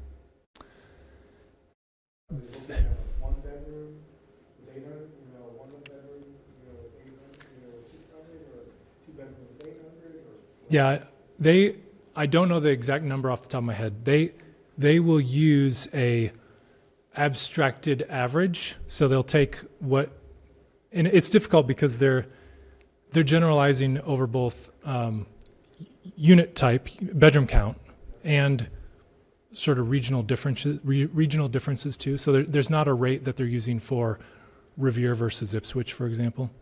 So I don't know what the number is, but I know that it's a mathematical average of those considerations. Shouldn't it just be like a square footage number per unit? Yeah, it is in the calculations, the compliance model spreadsheet. I like that graph thing you looked at before. Yeah, there is a number that's in there to make those calculations work. Okay. I don't know what the number is offhand, but it is not our inputs are not bedroom counts. Our inputs are the dimensional characteristics of the zoning. The output is the potential zoned unit capacity, but it is not broken down by bedroom counts in any way. So it's abstracted to a unit level. And then this is the last example, which gets the closest to contemporary in this 5. There are more contemporary versions in the expanded 17 questions in the online survey.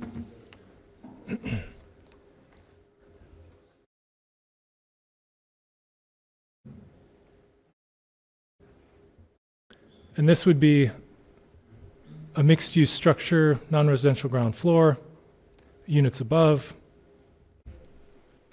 And is this final version appealing or unappealing?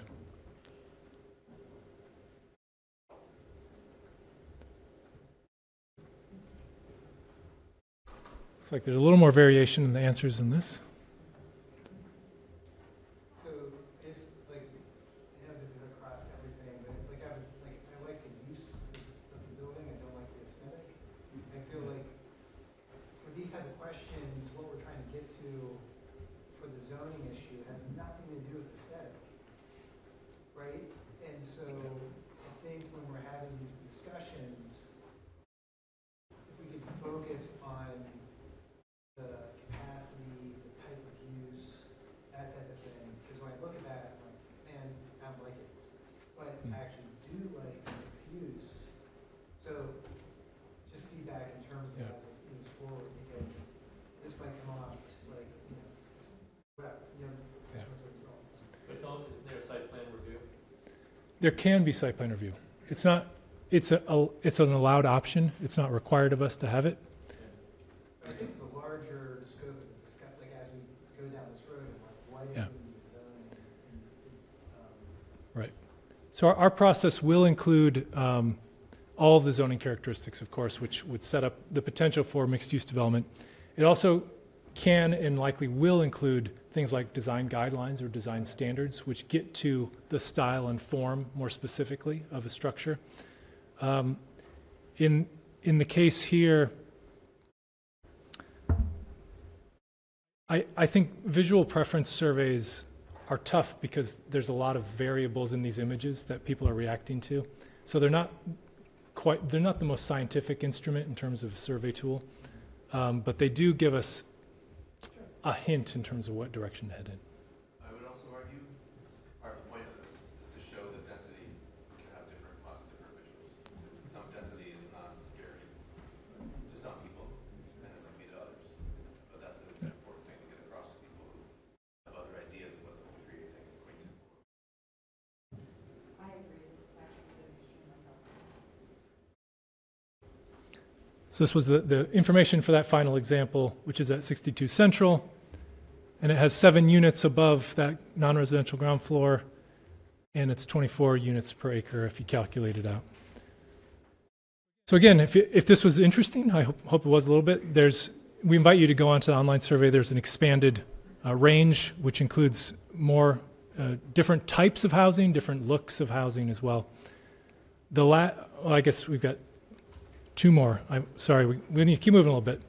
The guiding principles we had a discussion about in each of the focus groups, and they're very important. So the guiding principles, we have opened the discussion, are conceiving these as a series of bulleted points, principles that will help the 3A task force in their deliberation and decision making as we move forward. The questions we asked were straightforward. So what guiding principles should be established in this process to help guide decision making? And what housing goals or related goals should be considered? These are the principles which emerged, analyzing again all the conversation and feedback from those discussions. And then we're going to ask for your prioritization again and your feedback if you have any additional guiding principles to add in. I won't go through the full list because you can read it as well, but I'll just highlight a few of the top ones so we can move a little faster.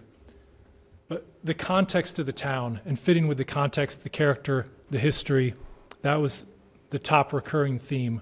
And I think there's, hopefully as you're starting to see in some of the examples that we brought forward this evening, we think that's very possible to do in terms of complying with the regulations and fitting with the context. There's a strong overlap and ability to do that. Encouraging specific housing types as a principle and not just having, the preponderance of what already exists be produced by our approach here, but to create variation and diversity.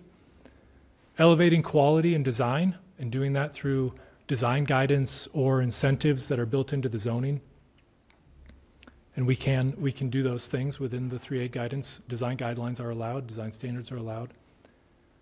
Direct growth to locations with infrastructure, concerns about capacity and impact. And I think that also aligns with previous planning efforts we've seen. The areas around downtown have that and have that ability to support additional density.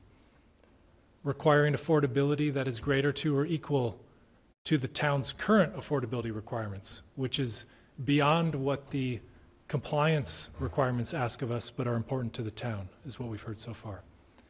And you can see, I'll just stop there, and you can kind of hopefully have made your way down the rest of this list. But to me, these are important principles which can guide the decisions and conversations and be referred back to help defend the approach that ultimately emerges from this process, to say this is what we've heard, these are what have guided our work, and this is what we've done. So pull out your phones. Again, those principles are arrayed here in the same order, and I'll scroll here so you can see the bottom. The very bottom is other, if you have other comments, and you can add those other comments on the next question. Can I ask you a question? Yes. In the work that you've been doing so far, that you've got these principles and so forth that are moving forward, but I'm curious what, if any, you've heard about parking as an issue for this kind of development.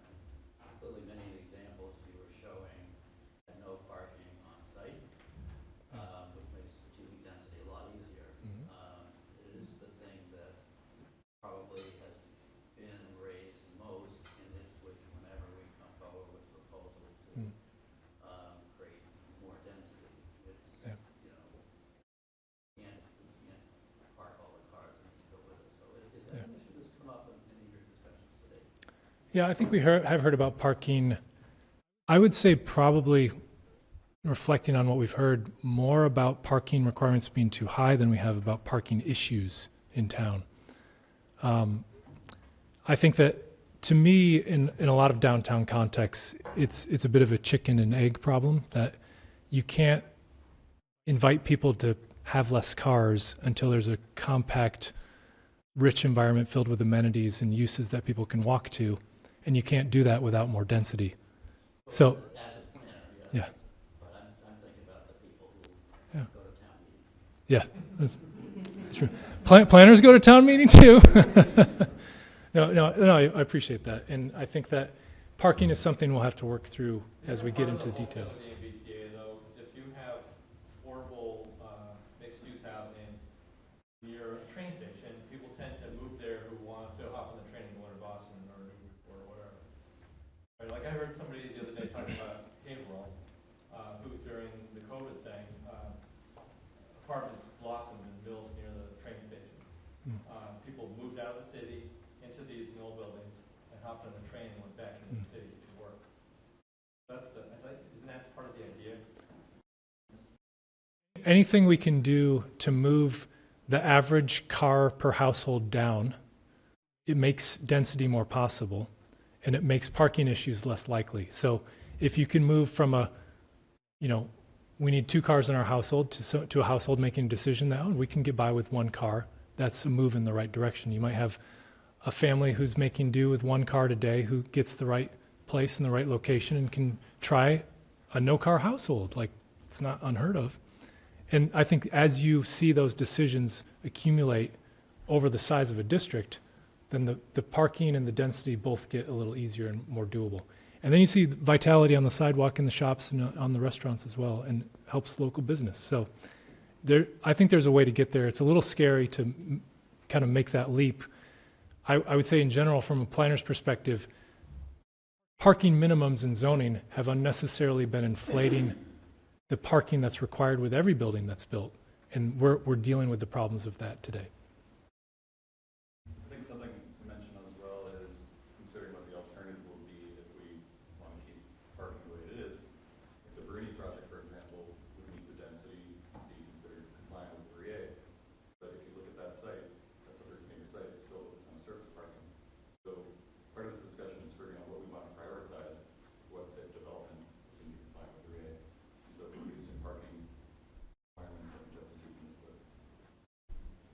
Great point. I think one of the issues with planning board and the types of projects that we saw, anybody who's doing new construction wants 2 covered parking spaces. That's what people require, that every one of them would tell us. But those who were trying to do the infill in the, in the existing neighborhoods, then we heard from the neighbors who don't want people, if you only have space for one parking space, they didn't want people parking all over the street. So, my concern is that we may not be hearing that now, but we will hear it just before town meeting. So I think it's something that we seriously need to take into account. Yep. And there are, just to kind of bring this back to the details of the technical task in front of us, parking requirements are an input into the compliance model, and we can, as we're exploring these options as a task force, can explore the implications of a parking requirement on the resulting unit count from the zoning. So that's it's all connected, all important, and of course we want it to work for the calculations, but we also want it to work in reality for what neighbors and neighborhoods want to see. Back on this question, it looks like the top 2 previous top priorities remain the top priorities in this room. And again, the same questions are expanded, so we're hoping to gather an even broader reach from the community. And did want to also ask if there were any additional guiding principles which you all think should be added to that list for consideration.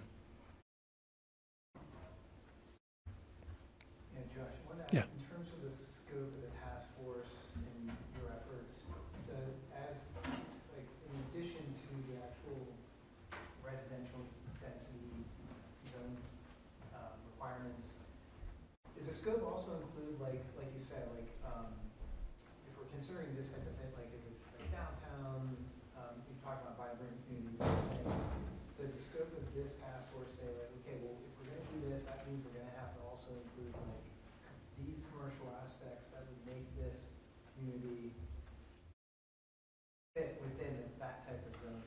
So it doesn't actually mean residential, but it also means commercial or community services or whatever.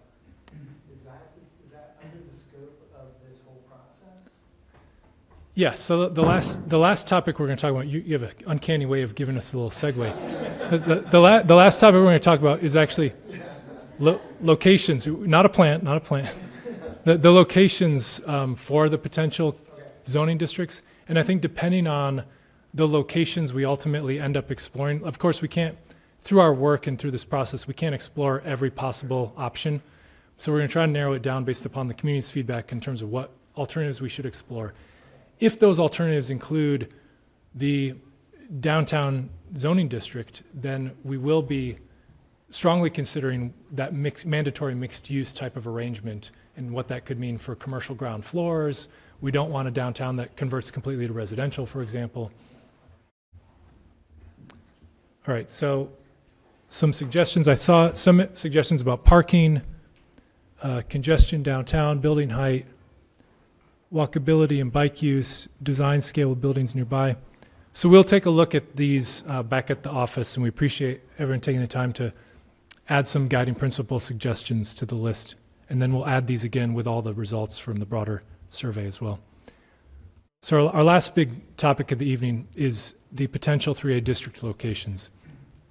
And we've done some map-based exercises in each of the previous focus groups to effectively develop heat maps of where the locations might want to occur for districts in the town.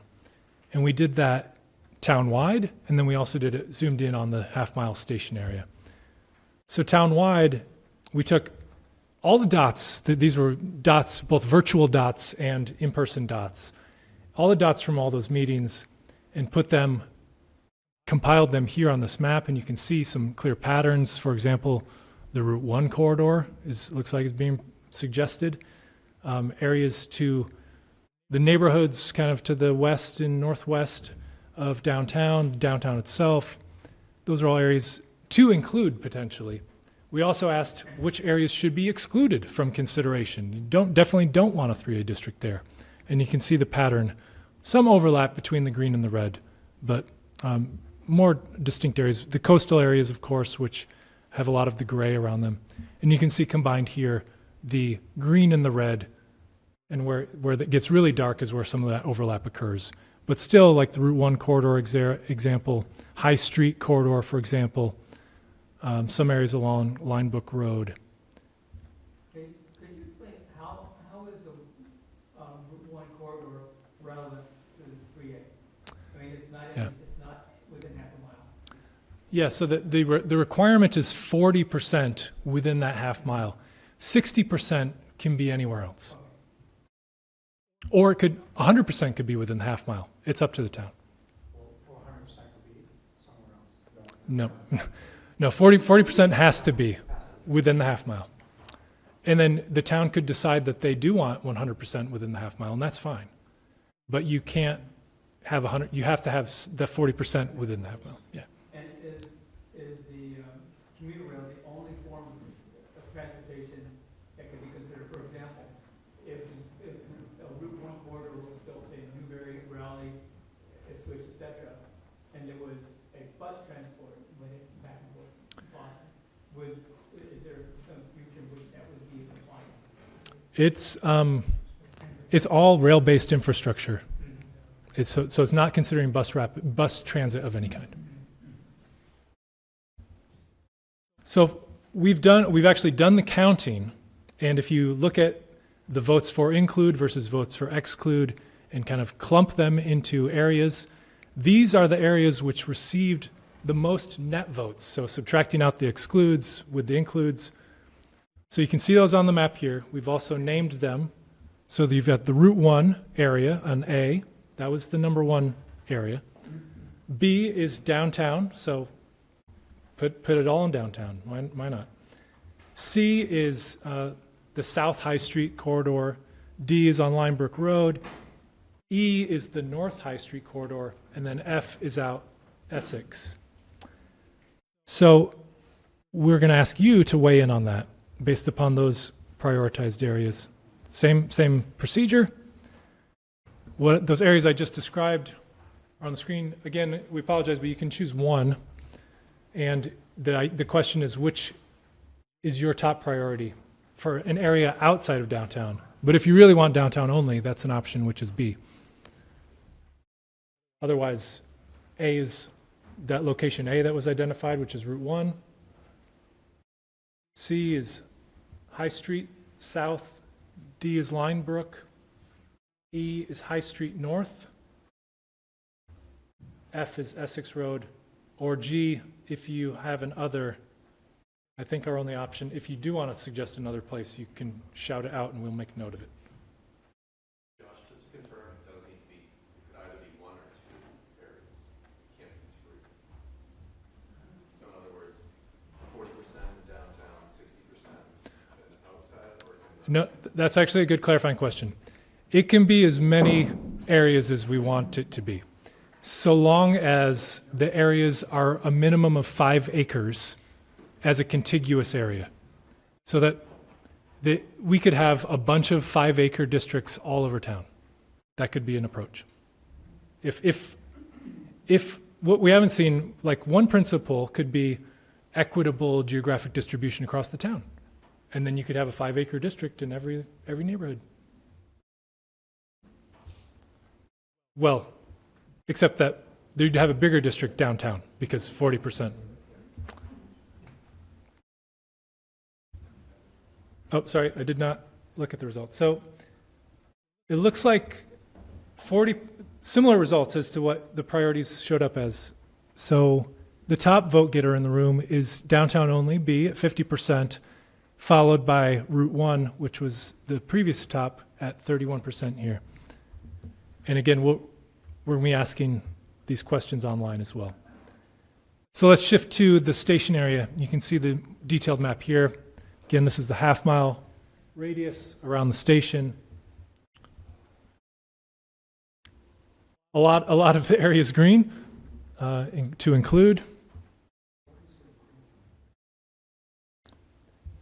And then a few areas people would like to see excluded, including, I think in this case, the most exclusions were for current commercial or industrial properties. There was some sensitivity in some of our discussions about not displacing current diverse tax base users with residential and making that, that was also suggested as a principle.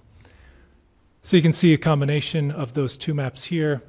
There's still a fair amount of green left in the immediate surrounds of the station area. In this case, we shifted the underlay to the zoning map, since this is ultimately a zoning exercise for us. So just to think, it would make it a little easier to define these areas, and then have looked at again, counted all the dots out, and these are the area in number of dots in a priority list. So A received the most dots, B received the second most dots. So A is the in-town residents just west of the train station in the downtown districts. B is the central business district, so the heart of downtown on Market Street. C is the in-town residents out toward Linebrook Road. Or no, Topsfield Road, excuse me. D is the industrial district, which goes against the principle I just talked about. But that's the votes, so hey. And E is the general business just north of the central business district. And then F is the in-town residential just north of that. So here you can weigh in on those. We've tried to describe those also here on the list.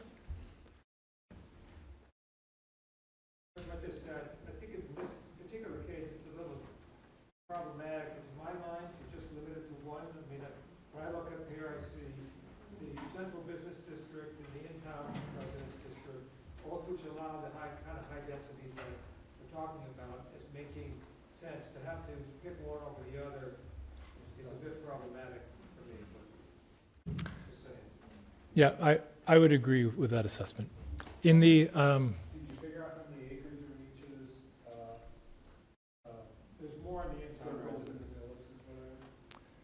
how many acres are in each? No, we don't have, I mean, that's knowable, but I don't know that offhand, the acreage for each of those areas. Is one of those circles 50 acres? No, I don't, they're not scaled in that way. So they should not be read. These are not an indication of where a district would, yeah. I'm just curious. Yeah, How long they are. So it's the whole half-mile radius or about 500? yeah. About 500. So in this case, the location B, Central Business District along Market Street, is the top vote getter, so really focusing on that high-density central district, followed by in-town residents west of that, and the further out in-town residents. But I agree with the comment that the online version of the survey, you can choose multiple choices. So if you'd like to do this again and choose multiple choices, you're welcome to. And then if there are areas within that, potential locations you would like to suggest.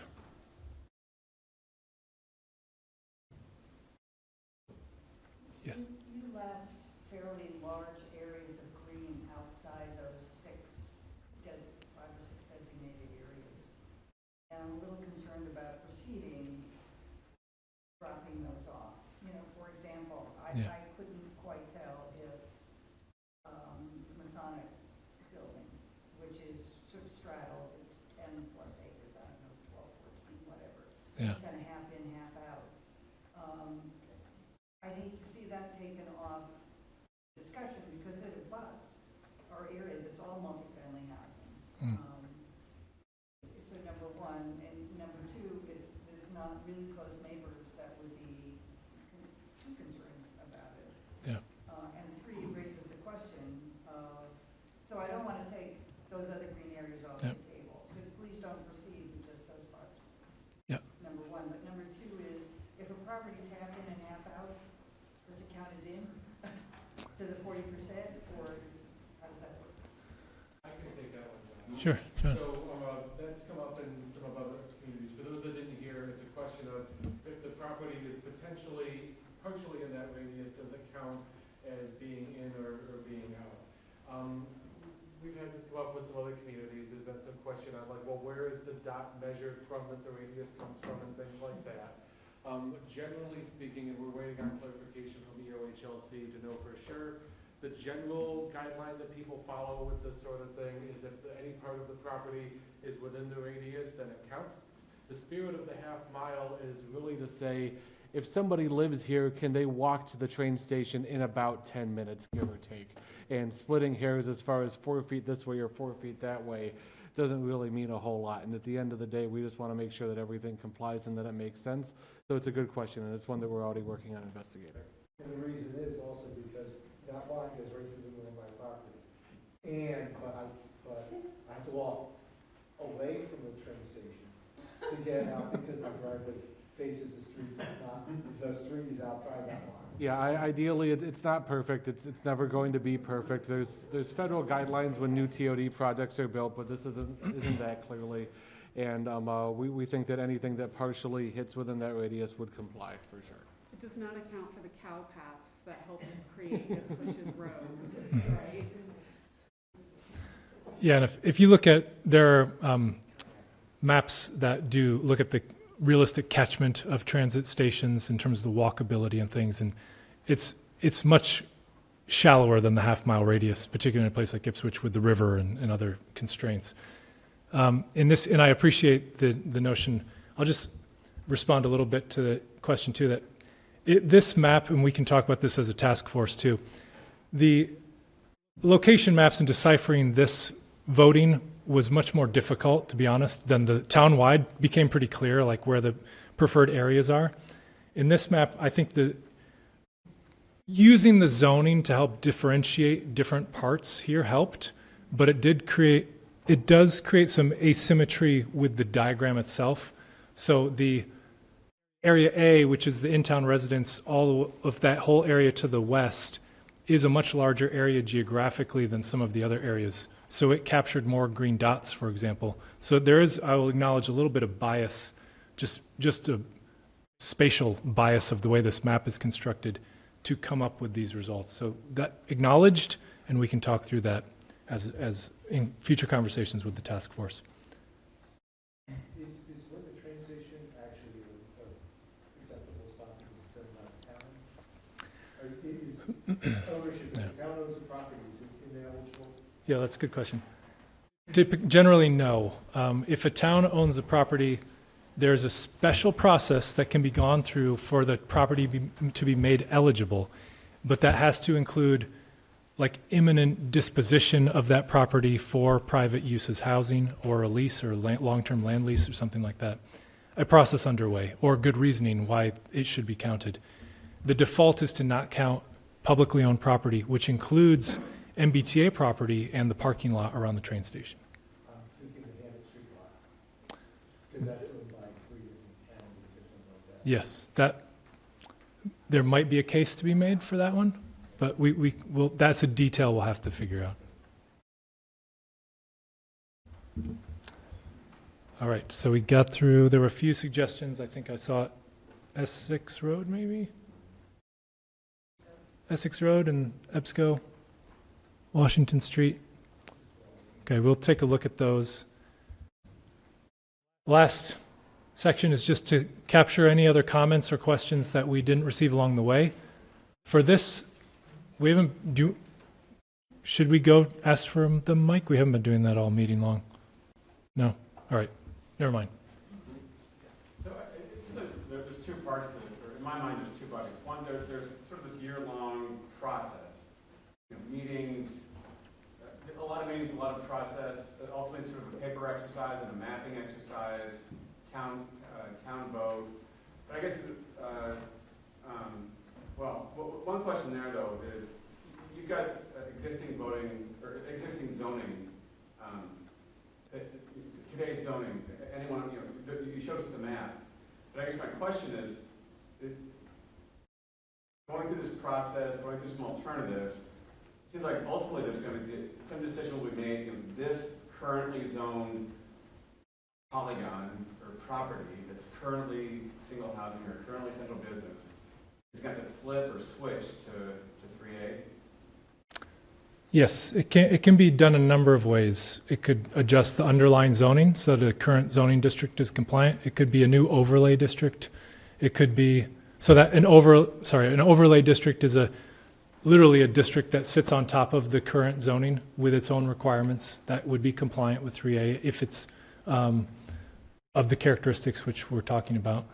Or it could be a 40R district, which is one of the options that would be for compliance, which is also an overlay district. So, So I get the arc of this whole process. I think maybe what conceivably could concern a lot of us, it's the what's next. And just because a polygon is zoned 3A, it might be, to your point, it might be 3A for decades, and literally nothing happens. There's absolutely no change, visual or anything. No developer shows up. Right. Or conceivably, and then a developer shows up.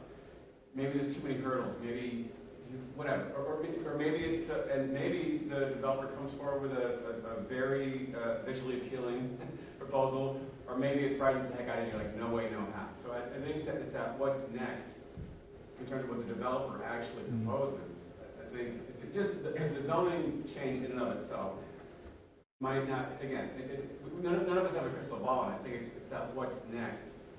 That, and it might be great. We might all love it. It could be this amazing proposed development, or it could be a nightmare, or something in between. I think that's maybe what some of us might be wrestling with. yeah, and I think that through this process, the hope and goal is that through these conversations and discernment, we are coming up with a solution which is compliant, but that also puts as much sort of assurance around that zoning that you'll get a result, even if a developer shows up on day one after the zoning's approved, that you would have reassurance that it's going to be a product that the town is happy with and proud of, whatever results from it. So that it might be a tall order, but that's sort of our goal and charge. Keep in mind, just because this all passes, when and if it hopefully it passes, doesn't mean things are going to change at all necessarily. Right? Like there's not like a developer's going to be knocking on your door when this happens. Right? So those comments led to a question. So, for example, on Washington Street, the development was under review for a while. Would the issue of density under this regulation then be taken off the board for the planning board? They wouldn't be able to comment on the density that fell within these regulations? Yeah, that's right. So by right development means that the approval, the permitting of that project is not in question. So site plan review could be a part of what we create in this process. You could, through site plan review, comment on the characteristics of that development, but not question its permittability. Yeah. I think just to answer Bill's question, I think that's what you're trying to get at. I think one of the options that we can work on is really creating some clear site plan review guidelines that we could use, that we could apply to these by right properties to solve some of those concerns. I just want to sort of respond partly to the bill. That as a member of the task force, we talked a lot about what this may end up looking like. And I think it's important to understand or to recognize that there's value in paying attention to what we as a community have done with zoning, where we have said in our zoning bylaw and in our larger plans, where we think development density should occur, and in fact, where has it occurred. The thing with this whole thing that's been set up is it's for 100 different plus communities. A lot of communities that don't even allow multifamily housing at all. And so for some places like Ipswich, there's a great value in saying, okay, well, where have we said where we want the housing? And we said we want to concentrate the bulk of it in the town center, not just in the downtown area, but also in the more densely developed where infrastructure is around that. And we have existing zoning that allows the densities, similar densities to what 3A would be required. The main difference right now is that with 3A, you can't make the special permit a requirement of the housing, but you can do site plan review, which is something that I think the task force feels pretty strongly that we want to have as much level of review that we can under 3A. So I think it's important for us as we go through this process, and I'm certainly will be reminding the task force as we go through this, that let's not ignore what we have, as a community has said, where it makes sense to do this type of housing development and use that as a guidance for our decision making. Right. And I know this has been a long meeting, so it feels like a long time ago, but that's what we started with too when we presented the community development plan and the housing production plan. Yes. So, kind of along the lines of Glenn's comment, I guess, I'm kind of intrigued by the priority that you seem to pick up on for housing on Route 1. And as a member of the finance committee, I guess I'm a little concerned if this process ends up proposing housing areas which are currently commercial and industrial, and the impact that could have on our tax base and revenue stream, but also, with due respect to my other Kleinberg friends here, like, do we really want to have apartment complexes on Route 1? Is that something that Ipswich has said is a direction we want to go in? I don't know whether people are putting their dots there because it's not near them. And, you know, like, we can do it, maybe put it someplace that doesn't bother me, but If I could just piggyback on that comment, something to keep in mind with discussion about Route 1 is the lack of infrastructure there. So if you're going to be putting in multi-family housing there, you're going to have to install a private wastewater system, and that's going to be extremely hard. There's a lot of wetlands out there, so there's definitely site constraints for Route 1 that we think it something to consider. Question about two neighborhoods which come so close already to meeting with the 15 units per acre, and that is, and I think they're like low lying. I would think they'd be low lying fruit, and there'd be Pole Alley and the Brownville neighborhood, and basically all of the neighborhood around Brownville. They're already dense. People who live in those neighborhoods, I see them walking to the train station all the time. And those neighborhoods are already achieving the goal, even if the number is just a little bit perhaps below the density. And what I'm concerned about, and they're both, by the way, on the historic register. So what I'm concerned about is, it'd be very easy to say, well, we'll just include those are right there, because at 40%. And they have a certain integrity, the houses are similar, they're all developed housing. If you were to start this process and say, well, okay, that's included, and the developer could come in and say, knock down a couple of these mill houses, and then put up, some big blocks. It would ruin the neighborhood. It would start a cascading effect of people saying, I don't want to live here anymore. And we would then be destroying a neighborhood which already is accomplishing the goal to create something just a little bit more dense. It would ruin the character of the neighborhoods and just start there in the national register to start districts.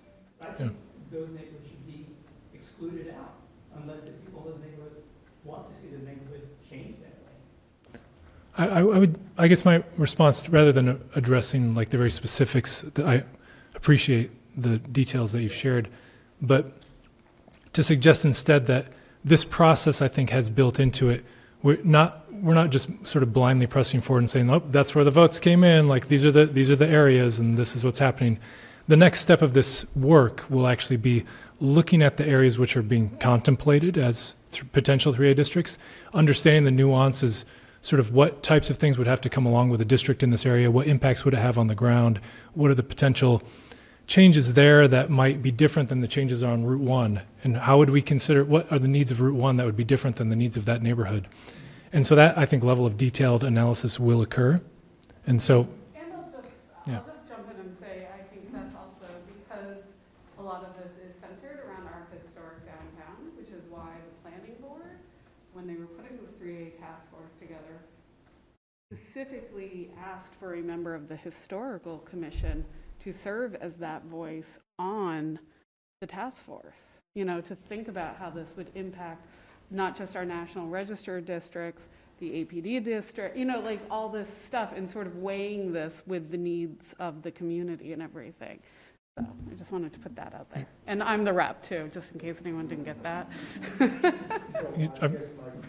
Can I go here? I think you've had your hand up a few times. Just Instead of looking a few years out, let's presume that in October of next year, we adopt the 3A compliant zoning, and 4 or 5 years later, we find out that we guessed wrong.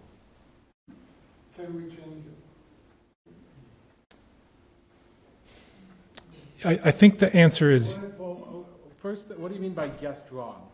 Well, I'm sorry, I'll use a different word, that we've chosen wrong. that If you something. decide- Okay. Take the blue pills out of the red pills.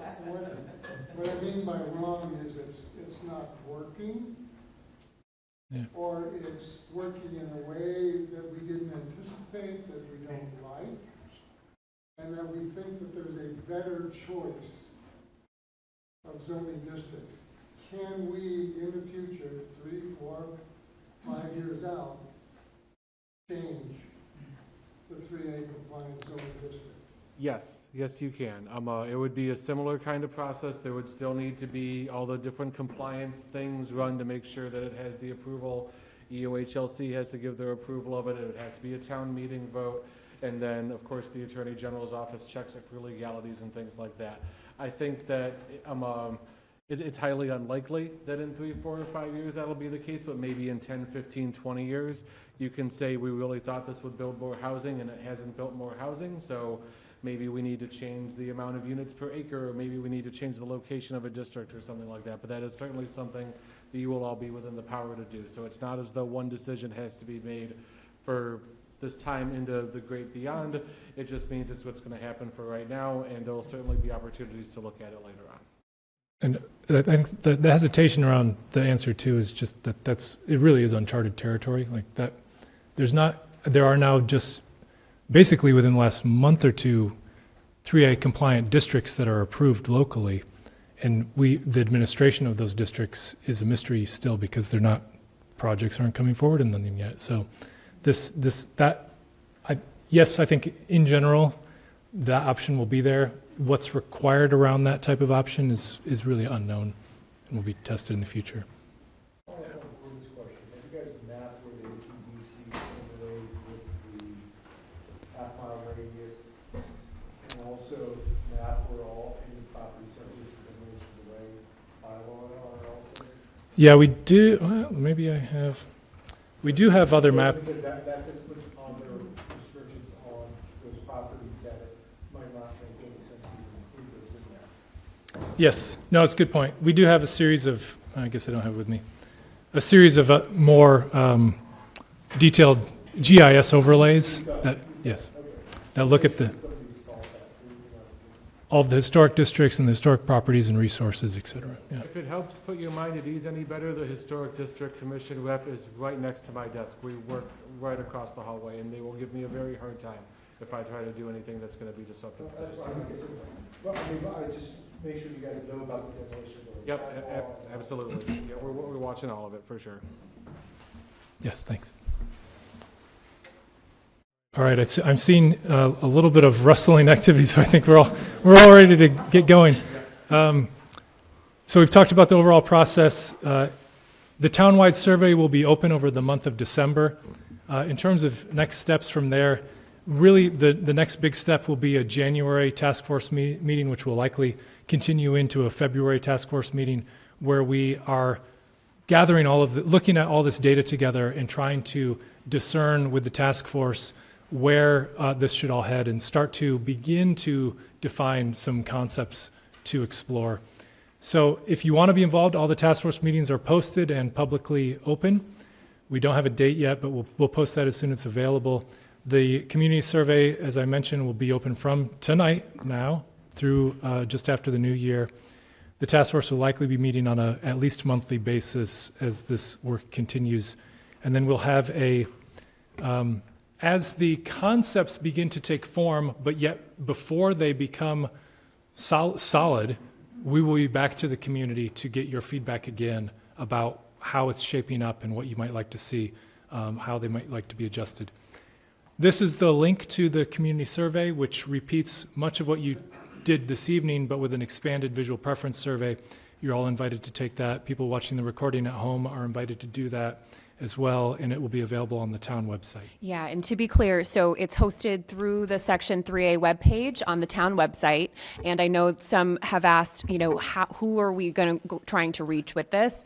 All community members. So we will be posting the town webpage, which is linked right there. The survey is already up and live, so you can head to the Section 3A town webpage, click on the icon that we've put up to take the survey right now. But we'll be putting the survey information in the local news, town social media accounts. You'll be receiving information about it in your electric light bills this month. So we're really trying to spread the word to as many people as possible. Because of course that's going to be we're going to get the greatest amount of responses from that medium. So please continue to amplify that in your own personal circles, but we're really attempting to reach a pretty good swath of folks. And I should mention too, trying to speak with local landlords who have rental, who may manage multifamily housing, reach different, as Josh said, rental populations and so forth. So any more feedback on how we can get even more responses, please send our way. We'd really appreciate that. And thank you all for your thoughtful engagement this evening and for the patience on a long and dense meeting. So appreciate it. Thank you. Thanks, everybody. Thank you.